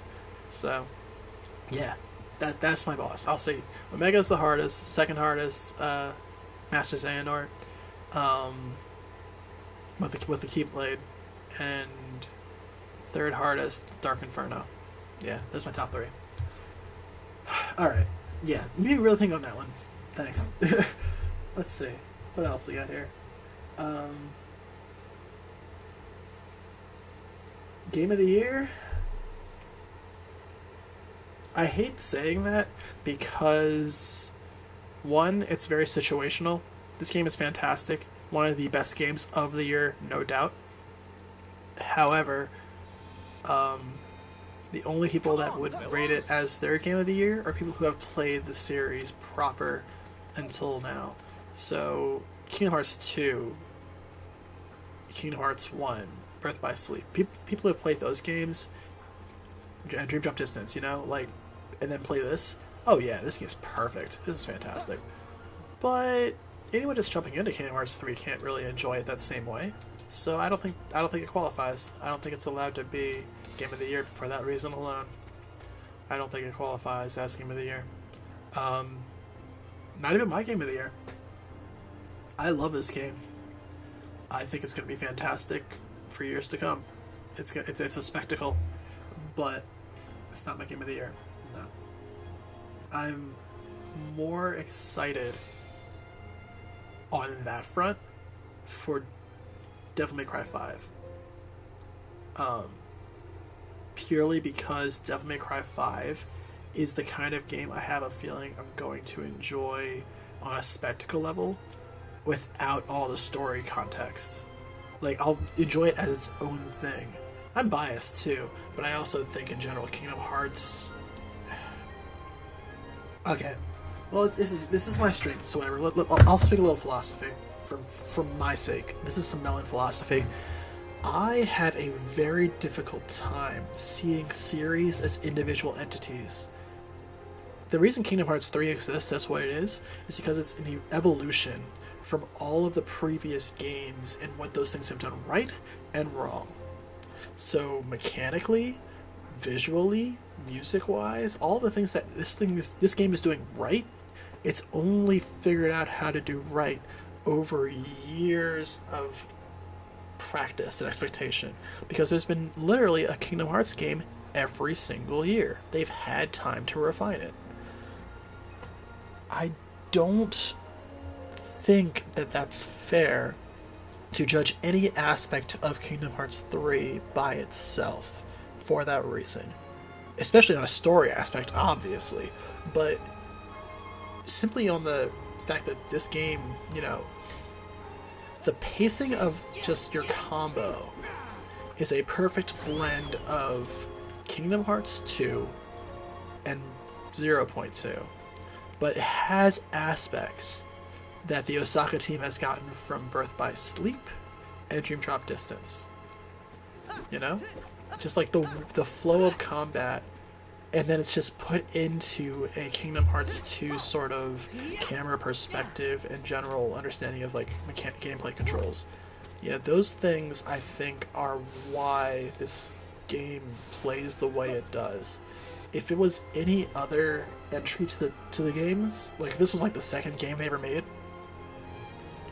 and then this game came out and it was like this, oh, absolutely. That's a huge evolution. I would say that's Game of the Year for sure.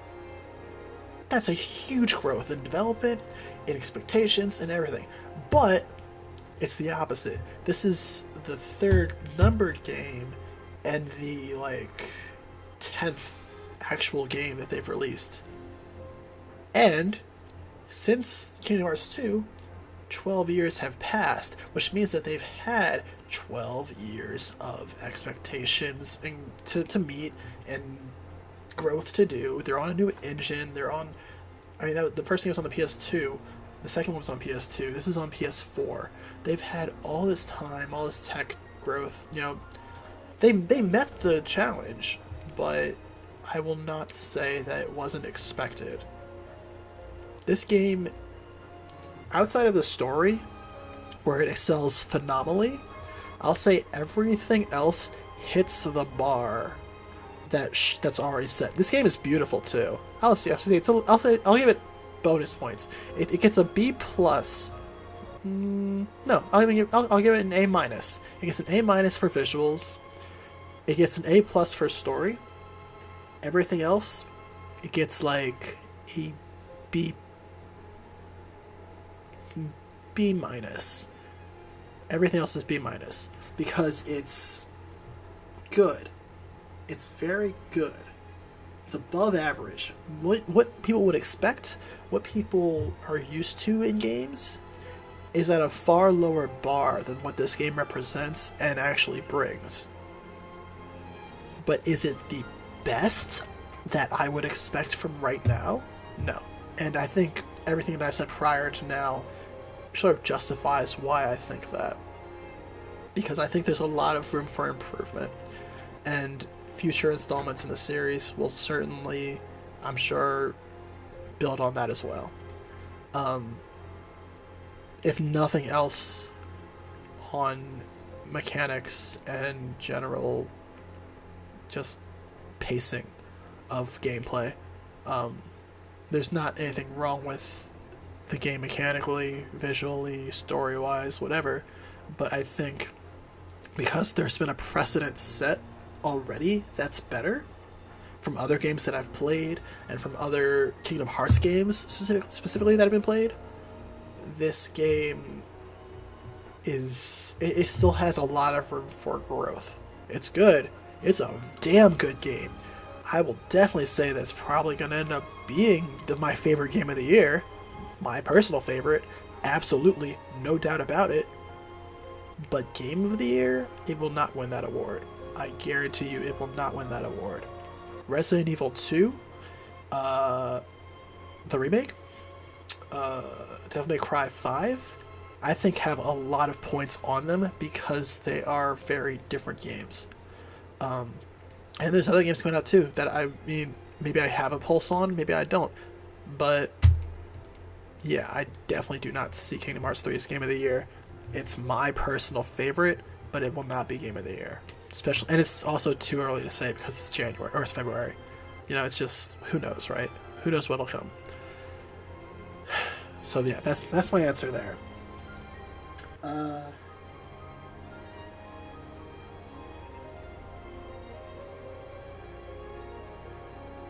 There's gonna be a podcast that I'm gonna do with I'd actually, RJ, I'd love you to be a part of this too. But there's going to be multiple like people in kind of a roundtable format, and I think that's going to be our first. I'd love to do it next Friday if possible, but that probably won't happen because I'm going on vacation soon, so we might have to do it when I get back. But I want to do like it'll be the first sort of shell stream, and I want to do like a Kingdom Hearts 3 roundtable where we deep dive into what we thought of the ending, how we felt about this game's final say on the series, and what happened to Xehanort and all that. And definitely want to talk about epilogues, secret ending, future of the game.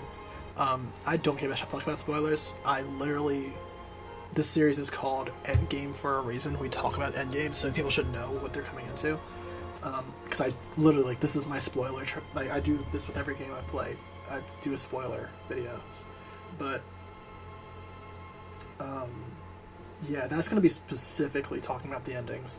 Because as someone who, in addition to having played all of the Kingdom Hearts games multiple times through, I'm also a huge fan of Subarashiki Konoseki. What's one of my favorite games. I literally was living in Dogenzaka when I first played it. So I'm very like I love it. Everything about Shibuya that I love and miss is in that game. It's dear to my heart. Um, so I have a lot of opinions and interest in what that secret ending provided in the whole Yozora ending, because everything that presented, and this is something that a lot of people have not been talking about, mind you, because they probably didn't beat the game. It is a lot. You have to do a lot to beat Final Remix, but I'll just say it here for chronology's sake, just so people know that I said this. Kingdom Hearts 3's ending, Yozora, shows Sora waking up in the middle of the scramble of Shibuya, but it's not just any Shibuya, it's Shibuya 104. The scramble, if you know how Tokyo is set up, the scramble crossing is the center of Shibuya. Shibuya district, the scramble is right in front of the station, and right next to that is the 109 district, which is like, 109's right there. You go up a little bit, you'll be in the red light district, whatever, blah blah blah. 109's really easy to get to. It's kind of a notable, tall. It's like a mini mall, like that's built vertically. It's interesting. It's a really cool building. It's basically a mall, but it's known primarily for like fashion, and various things. Like a lot of co-gals hang out around there. Shibuya 109 is iconic to Shibuya, just as much as Q-Front is. The big, huge screen that you see from the station and from the scramble, that huge marketing screen that's built right over a Starbucks. Those are like two of the most iconic things in Shibuya. So anyone who knows anything about Shibuya or even Tokyo probably recognizes the scramble, Q-Front, and 109. So you look at that scene, anyone's immediately be like, oh, I know that, that's Tokyo, or I know that, that's Shibuya. A lot of people that don't know Japan or don't know Tokyo might be saying, oh, that's Tokyo, and oh, look, that 109 is actually a 104, so it must be that version of Tokyo in Japan called Shibuya. People don't realize that Shibuya is that district. That's actually the real name for it. And The Run-Ins With You takes place in a parallel version of the real world. So, technically, it's the real world, but 104 is like the anime slash, they do it all the time, like 104, 106, like people mix it up just to make it its own thing, but it's very much the same thing. More importantly, when you get thrown into a Reaper game in Subara Shiki, the first thing that happens is you wake up in the middle of this, face down in the middle of the scramble crossing. That's when you enter the Reaper game. That's how you wake up. And the Reapers induce sleep immediately when the game starts and when the game ends. So you are always waking up in the scramble and you don't know, or you're disoriented, like you don't know what's going on. That's how the Reaper games work. So the fact that Sora's doing that, wakes up, middle of the scramble, face down, just like Neku does, and looks at his hand even, because he's expecting probably a timer, because he's probably a player now, and he sees 104, that's the same way. Every single episode and chapter of The Run-Ins With You, all, 21, I think it's 3 weeks, 3 or 4 weeks, yeah, it's like 3 weeks, 21 days, every single one of them starts that same way. You wake up in the scramble, check your hand for the timer's not there, you look up, and there's Shibuya. There's Q front, or I think it's H front. Yeah, it's H front. Let me look it up. I think it's H front.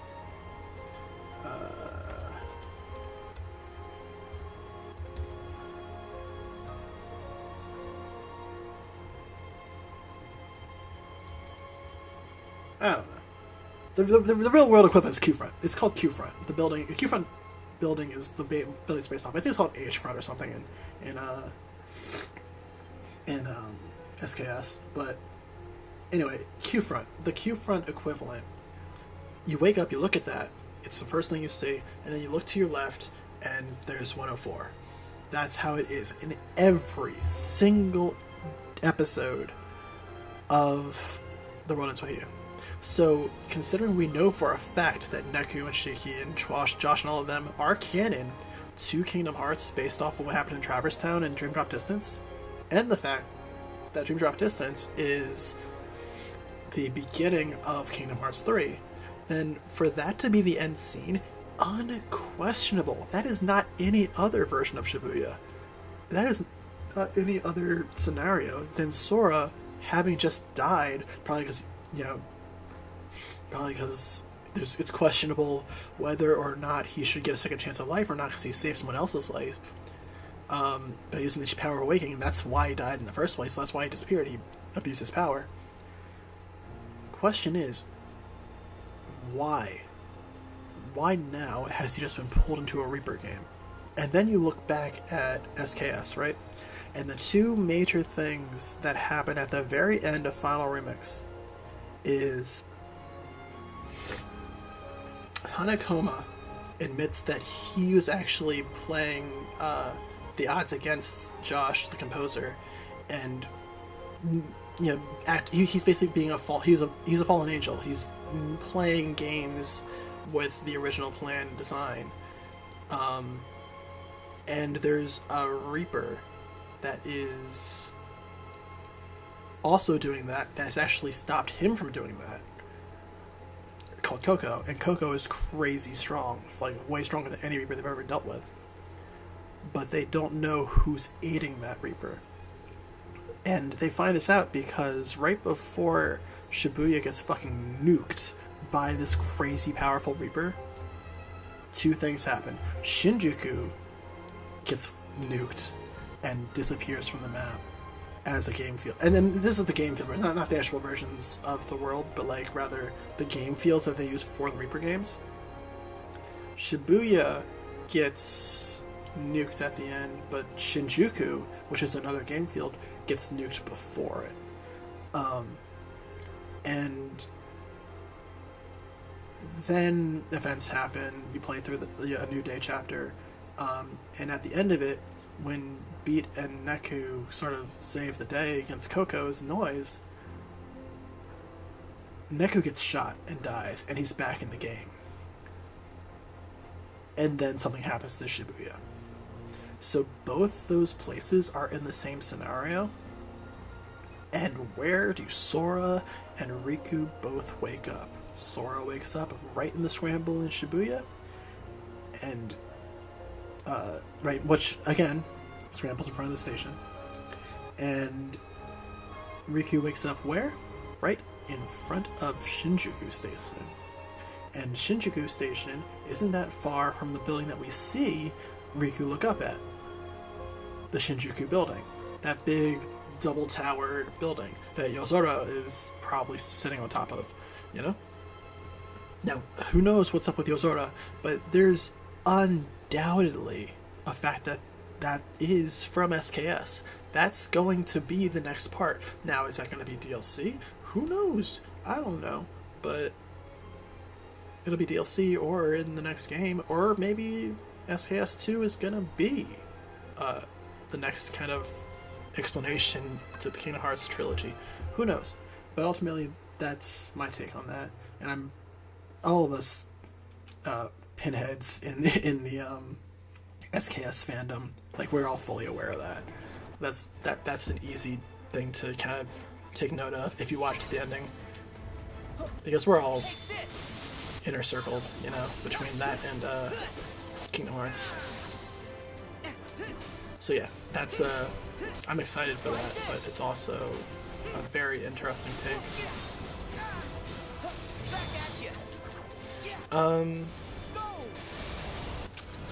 So yeah, that's a story that's gonna happen. That's definitely going to be explained. And I guess this also goes back to why this game can't be my game of the year, because it's not the end. It's the end of Xehanort's saga. It's definitely the end of something major, but it's not the end of the ultimate Kingdom Hearts as a whole. Unless they run out of budget, then it's the end. And it's a very good end if that's the case, but it's not. Oh shit, you got me. Couldn't heal in time.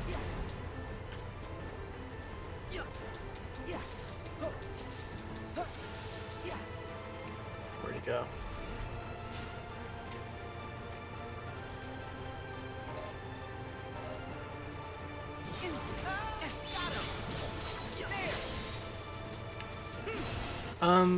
So let's see, what was the next question you asked?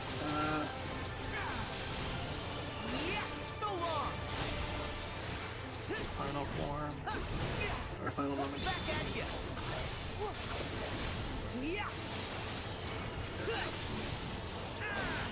It's over. No, I hear you. Dude, I was so heartfelt some of this stuff, because I mean, like I said, you know, you definitely, when you've grown up with these characters, you get like a kind of serious connection to them all. And it really does. It hurts you when you see an ending like that in a game after years of waiting, not only waiting for this game, but like playing games with the character in the meantime. You know, I got feelings.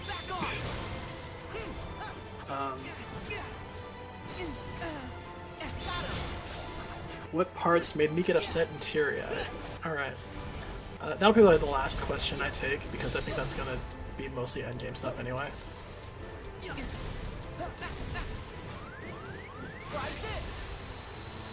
Yeah, see? He's a pushover if you have Ultima. It's kind of sad. Because I was looking at your chat most of the time. I was really looking at that. But I'll admit, I still have a hard time with the final boss.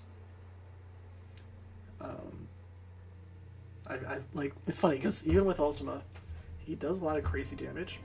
I don't have a difficult time now because I've fought him so many times, but like him, this Dark Inferno, and young Xehanort, or sorry, Master Xehanort with the Keyblade, those two fights are still hard. I still have to think about playing it. Like I have to know when to block and whatever else. Yeah. Ooh, what parts got me all fucked up?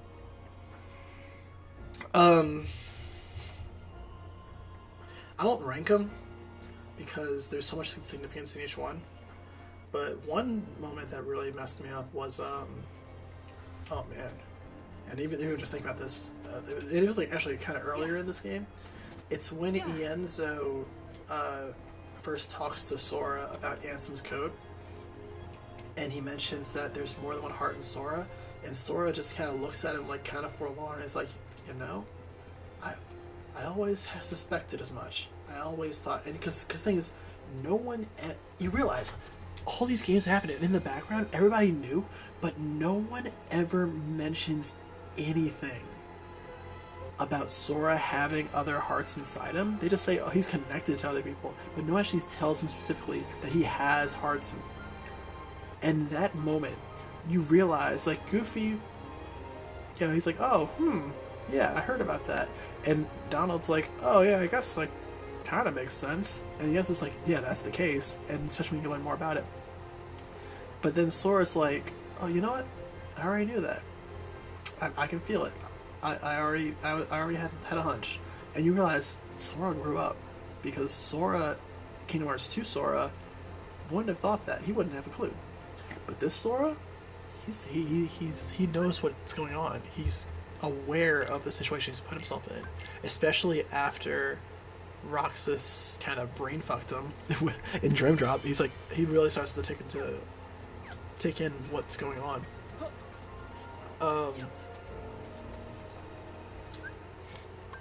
Another interesting thing is that really got me was finding out the group hug was, yeah, okay, sure. It was finding out that Guardian was Terra, because that's a theory that has been kind of spinning in everybody's head since Birth by Sleep came out. That that Terra was his heart was actually being completely pushed out and repressed by Xehanort, so much so that when he was beaten the first time, Terra almost won out, so he completely forced him down and turned him into that Guardian Heartless bound to his body. So he knew exactly where he was, he couldn't go anywhere, he's basically completely locked into that position, so he couldn't like do anything about it. But he also was what he was. He was still Terra's heart. And for him to pull off those bandages himself and finally show what he like that was him, and like the stubborn like I will make this right, like, oh my god, like that hit me so hard. I'm like, Terra. And there's a lot of people that hate Terra. I hate the first part of Terra's campaign, but like everything from when he goes to visit Master Ericus onward, to save Ventus onward, I love that stuff. All made me love Terra's character. So to see that definitive ending, oh my god, I was all about it. I wish the boss fight with Aqua was longer. I feel like it was kind of unearned how she was saved. It was a little too quick. Not to say that it didn't make sense. I mean, within lore, sure, because Sora now not only had the power of waking, but he also had Ericus' Keyblade and Ventus' heart inside him, so he could connect with Aqua. That makes sense. He's the only one that ever could. He's the only one that's why we see his hand reach out in the opening of 0.2, because he's the only one that could ever save Aqua. We knew that. But I feel like he did it too easily. I mean, it's a simple nitpick. It's not a big deal. But I definitely would have preferred it if they, I don't know, if there was like a little more to it, you know? That's another moment that messed me up. I mean, the entire ending, don't even get me started, that messed everybody up. I same reasons it messed me up as with everyone else. It's just, it was so heartwarming and heartfelt and final. Especially that last scene. Of course, I was screaming when Sora disappeared before this, because I beat the game before the secret ending came out, so I didn't know. And I had to watch it the next day after I beat it again. So like that eased the pain, because I know now that Sora's in a Reaper game, and that's really cool because I'm all about that. I wanted that for this game to get in a Reaper game. But the fact that happened, whatever. What was really heartwarming to me was that last scene on Destiny Island's beach where everyone's together, no one's wearing cloaks, nobody's a nobody, everybody's has their heart and their own body of living their lives and just being happy. Everyone was happy in the end.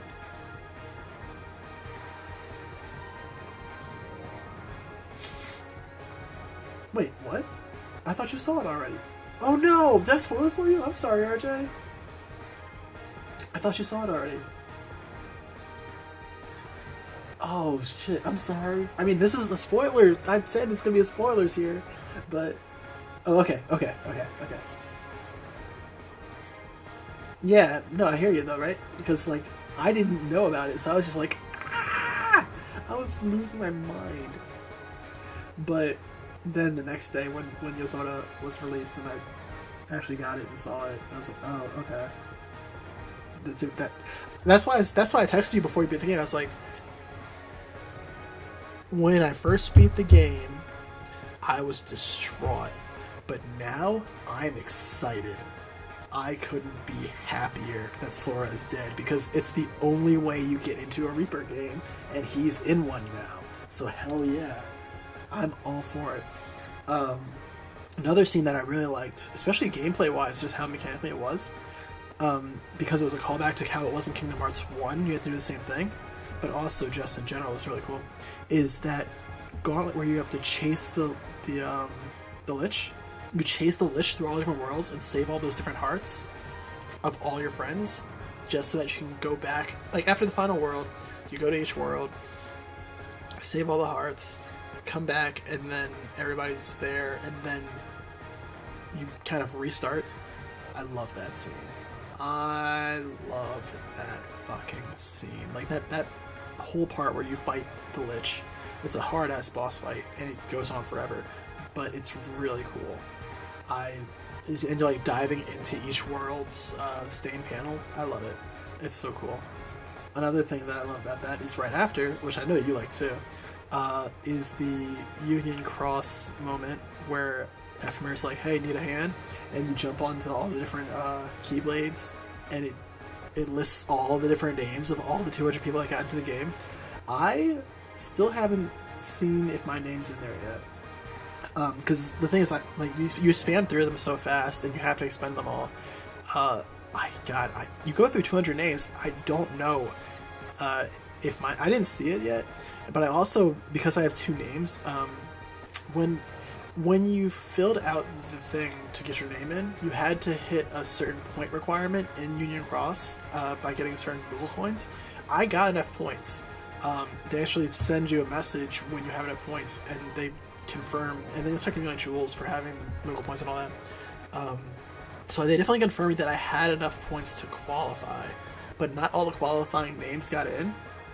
So because my account name is Melon, and that's the one I told them I'm fine if you put Melon on, but I think they actually used your in-game username as well, which it looks like there was multiple usernames as well. And my in-game username is Skyflyer, because that's the name that me and my sister use for like everything, because we're obsessed with Ape Escape. So, so Skyflyer might be on there, or Melon might be on there. I don't know which. And it could, I don't know if the whole thing is Skyflyer. It could be Skyfly, Skyflyer, I don't know. But I have to go through and like look and see if I see my name or one of my names on there. Because if either of those is on there, then I got in. But they go by so fast. I was so taken aback and amazed with the scene that I was just playing it. I didn't even look for my name. It was such a great moment though. I kind of wish, nitpicky, I know, I'm not a huge concern, but I kind of wish that it wasn't just Ephemer, that you got to see Skuld and Brain and Laurium and Elrena and whatever, but it wouldn't make sense to see Laurium and Elrena because they're there as nobodies. But I would have loved to see Skuld and maybe Chirithy. Whatever. You can't see Ventus because Ventus is literally standing right next to you. Yeah.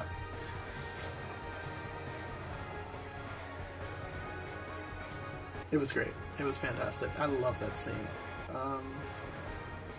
It reminded me a lot of Nier as well.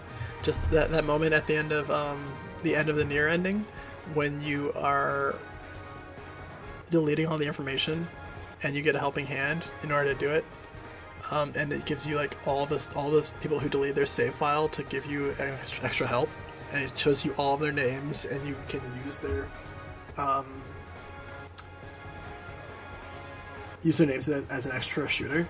Like, it reminded me a lot of that. It reminded me a lot of Nier at the moment. Which makes sense, because it's Square, and, I'm pretty sure Nomura and Taro have crossed paths many a time. Yeah, it was cool. That was such a beautiful moment. What else? I mean, there's so many good moments in this game. I love the moment in Corona when you're watching the lanterns. And it's like a really heartfelt moment with Flynn and Rapunzel, and then right after that you get in a fight with all those Marluxia, like the Reaper nobodies, but you're doing it while the lanterns are in there. It's such a beautiful battle. To be fighting like while it's going on is so pretty. It's so pretty. I hate the boss. But it was really cool. The moment with Vanitas and Aqua, where Vanitas walks up and he's like, "Oh, so Venti doesn't want to wake up or whatever," and he's just like, I don't know. It's just like, I love that idea of like Vanitas treating both Ven and Sora as his brothers. I love that. I think it's cool. Because if you know the deep lore about Vanitas, this isn't even in the games. This is in the novels. But Vanitas' whole issue. Oh yeah, dude, I'm gonna be playing these games a million times over. I'm totally down for a marathon. Because I didn't stream anything. I stream Kingdom Hearts 2 all the time, but I didn't stream anything Kingdom Hearts 3. This is my first actual like time of streaming this ever. But yeah, there's a moment in the Land of Departure where, or sorry, not. There's a moment in the novels, in the Vanitas side chapter, where it explains the reason he is the way he is because all of the negative emotions that he got from being separated from Ventus aren't just like they were bred into hatred and malice, but they start out purely as loneliness. He wasn't jealous. Originally, he wasn't even hateful or hurtful. He was just lonely. He was the part. He was the negative part of Ventus's body, of his existence. So, because he was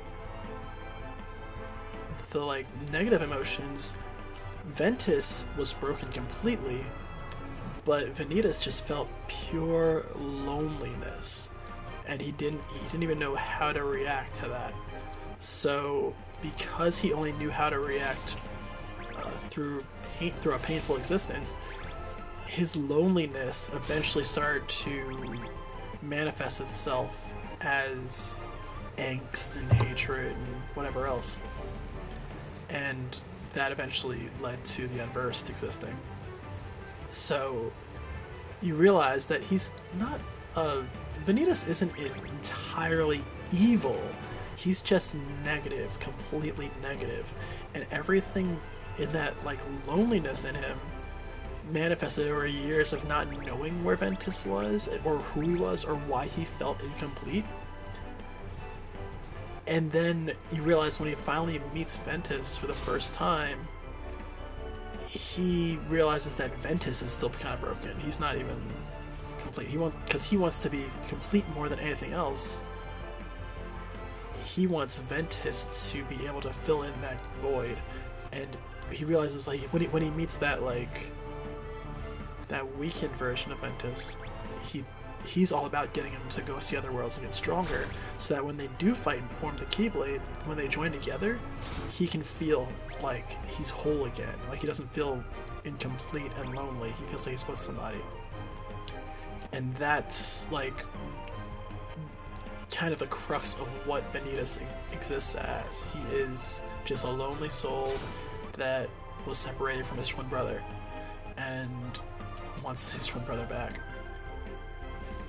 And when you start to put two and two together and you realize how he's acting in this game, it's like, wow, because he came back even though he was separated from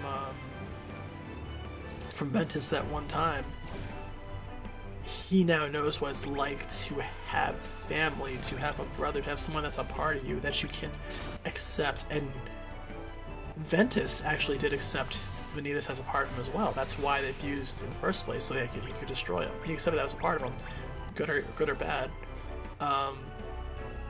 He just wishes that it didn't have to end that way. So it's really deep. I actually love that part a lot. I'm not gonna say like Ventus or Vanitas are my favorite characters in the series or anything, but they do like, you know, pull my heartstrings a bit because they're so important. And that moment really kind of sold, especially when he's talking to Sora. He's like, "I'm the part of Ventus that left, and you're the part of Sora that fixed that void. So like if we're both the same in terms of a puzzle piece that can fit into that puzzle, why wouldn't we look the same? He's just like, it's a metaphorical way of explaining it, because we know exactly why it happened. It happened because Sora's influence created Vanitas' form. Again, that's also explained in the story, in the novel a bit more. Like, Vanitas took on the form of Sora because he grew with Ventus, and Sora's heart was already a part of Ventus's. So, as Sora aged, as Ventus aged and grew and got stronger, Vanitas took on that aspect of the heart that was missing and filled that void based on his contracted memories and information and I guess darkness from Ventus. So because that void was being filled with Sora, he took on Sora's form. So he's just as influenced by Ventus as he is by Sora. So that's why it is. But for the way Vanitas to explain it be so simple, so heartfelt, and so honest, yet being very extremely metaphorical, it's a better explanation than anyone has ever given. It makes perfect sense. It's just like, when you hear Vanitas say that, you're just like, he's been thinking about this more than anyone else has, because the reason he looks the way he is, the reason he is the darkness to Ven's light, the reason he is, his existence for being, is based on those two. So his loneliness of being singled out as an individual is his pain. His existence is completely wrapped around that single fact that he is the piece missing from Ventus, and Sora filled that void before he could. So it's like, it's just, it all gets you. It gets me so deep when I start hearing that. I'm like, oh, Jesus.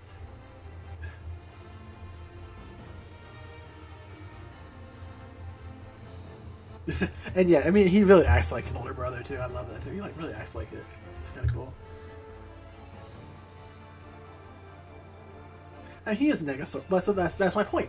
Yeah, he is like a negative Sora. He's a Negasora because that's how he exists. You know, like he exists to be basically the opposite darkness of Ventus, but that part of his heart is Sora.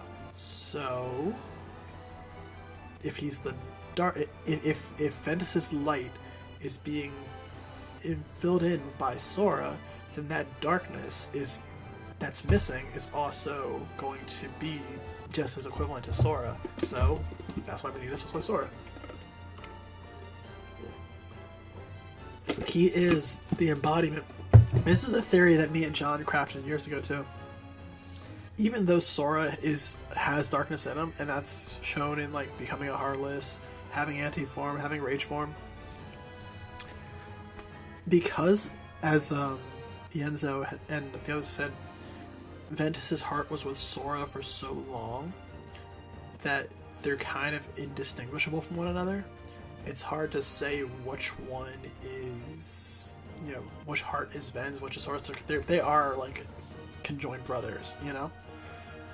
By that association, just as Vanitas represents the darkness in Ventus, he also represents the darkness in Sora. And that's why at Dream Drop Distance, he saw Vanitas. That's why when he first met Vanitas, he immediately knew Vanitas' name, and Ven's voice kind of like shouted it out too.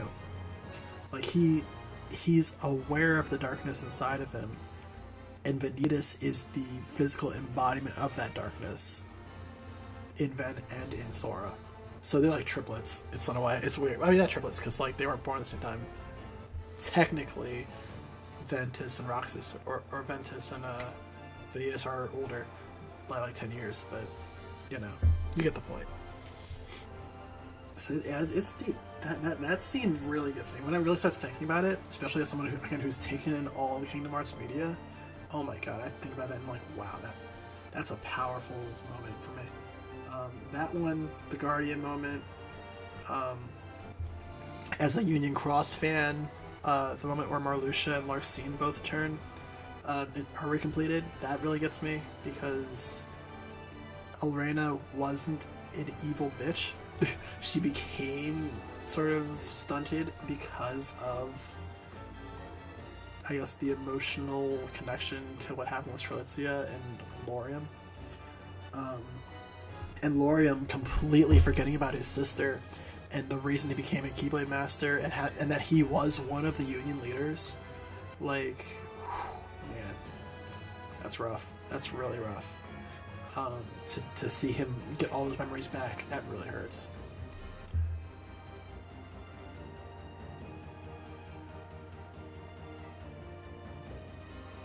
But did you ever make that video of you sliding down the snow with an umbrella?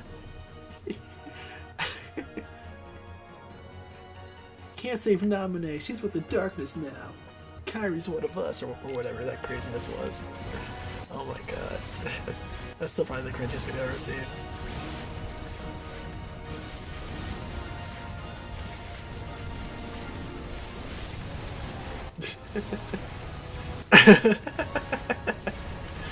Yeah, I'm glad you talk about it.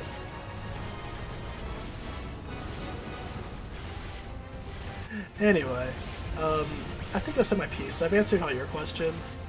I'm gonna continue streaming. I'm totally down with it. Cause I'm just you know, playing whatever. But I might actually, I still have some things I want to do in this game. I want to get all the Lucky Emblems. I only have like 85 or 84 or something. I want to get the rest of the recipes for Remy. I only have, well, I have most of them, but I don't have many on the special menu. I still have to get some ingredients I haven't found before. Beating all the battle gates, I beat all the secret reports, got all the... Oh yeah, I want to get Remy's Keyblade, that's why I want to get the menu. I want to beat the Classic Kingdom stuff, and then I want to complete Jimmy's journal and all of the gummy stuff, which I have like over half the gummy stuff now. So I'm close, and I'm really close to finish Jimmy's journal. I'm only missing a few things. I think I don't have all the Classic Kingdom games either. So and I want to get all the chests as well. I don't have all the chests yet. So. Yeah, I love that. Well, that's why they call him Little Chef, because in the movie, no humans knew his name because he couldn't talk to them. So,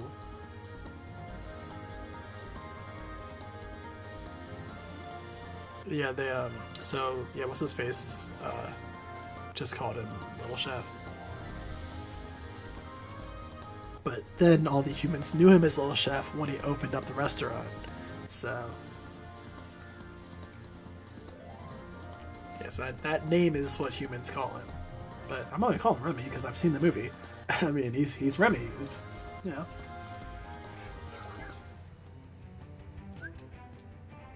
He's Patton Oswalt. Patton Oswalt. Patton Oswalt the Rat. David Tennant. The original voice actor of Scrooge McDuck, I believe, passed away. But that was before they did the DuckTales reboot. David Tennant is now the voice of Scrooge McDuck, like, officially in all media. Yeah. Yeah, David Tennant is the voice of Scrooge McDuck. Oh, I just dropped my controller. Yeah, I mean, the DuckTales reboot is really good. I definitely recommend it. It's really cool. It's based off of, like, this both in style and in the story that's being told. It's based off of some of the stuff from, like, old comics. Yeah, it's actually really cool. Yeah, but yeah, it's the same guy. It's David Tennant. He does, he is Scrooge McDuck, and he's also a couple of the pirates in Pirates of the Caribbean. Mm-hmm.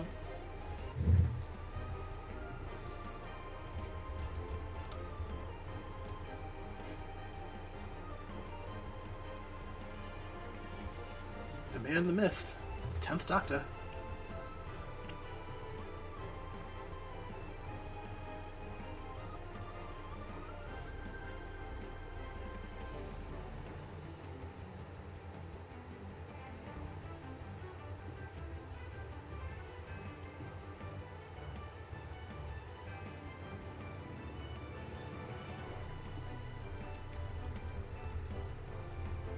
I'm surprised you didn't realize that like right when you heard his voice.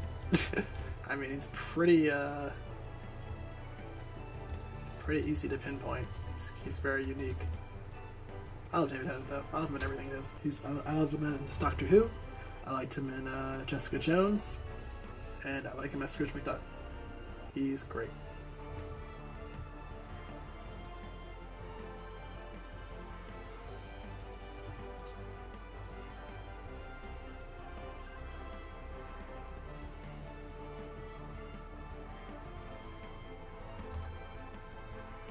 Actually, you know what? Don't quote me on that, because I know. I mean, he is David Tennant, right? David Tennant is Scrooge's voice, but it might be someone else. It might be a impersonator, because you know they have some of the best impersonators in the world at Disney. I'm actually really curious. I'm gonna look that up. It could be an impersonator. But yeah, yo, wasn't he good in Jessica Jones? Like Graves, that was so dope. I did not like when she was talking about Graves. Like I kind of know the storyline of Jessica Jones, so I knew it was going there. But I did not expect him to be it to be David Tennant. That was pretty great. Let me see. Who's this? N. Raytel, Scottish actor, voice actor, and impressionist who specializes in voice work. This is the okay. So I see. That's interesting. So I guess they probably couldn't afford David Tennant, so they got a David Tennant impressionist for Scrooge McDuck. But then why not just get an impressionist for the original Scrooge McDuck? Might as well just get Jim Cummings to do it. Save some money because he voices everybody else anyway. But yeah, okay. So I was wrong. Forgive me. It's N. Rydell. N. Rydell is the voice of Scrooge McDuck in Kingdom Hearts 3.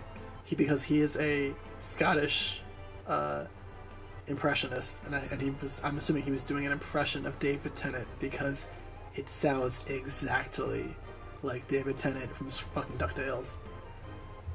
And I mean exactly like. Huh. The more you know. Oh, you finished it? I actually didn't watch the last couple episodes of the last season. I need to catch up. Oh yeah. So Jim does the voice of Woody in all of the video games, even back to like the PS1. He's always done video game versions of Woody, and then Tom does the movie version. Like whenever they need voice work for Woody, they always go to Jim. So it's kind of cool that they got Jim to do it in this game too. Because Jim's more known for voice acting.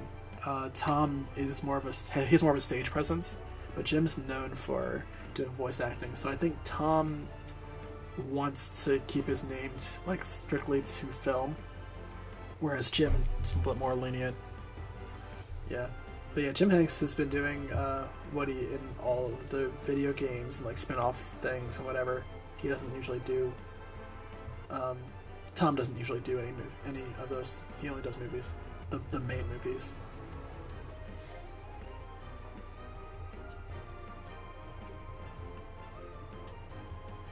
Which is fine, because I mean they sound identical practically.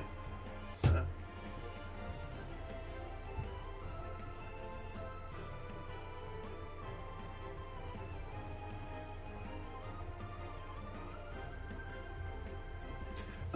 So yeah, I'm going to keep streaming. I'm going to just shut this off so I can turn this video.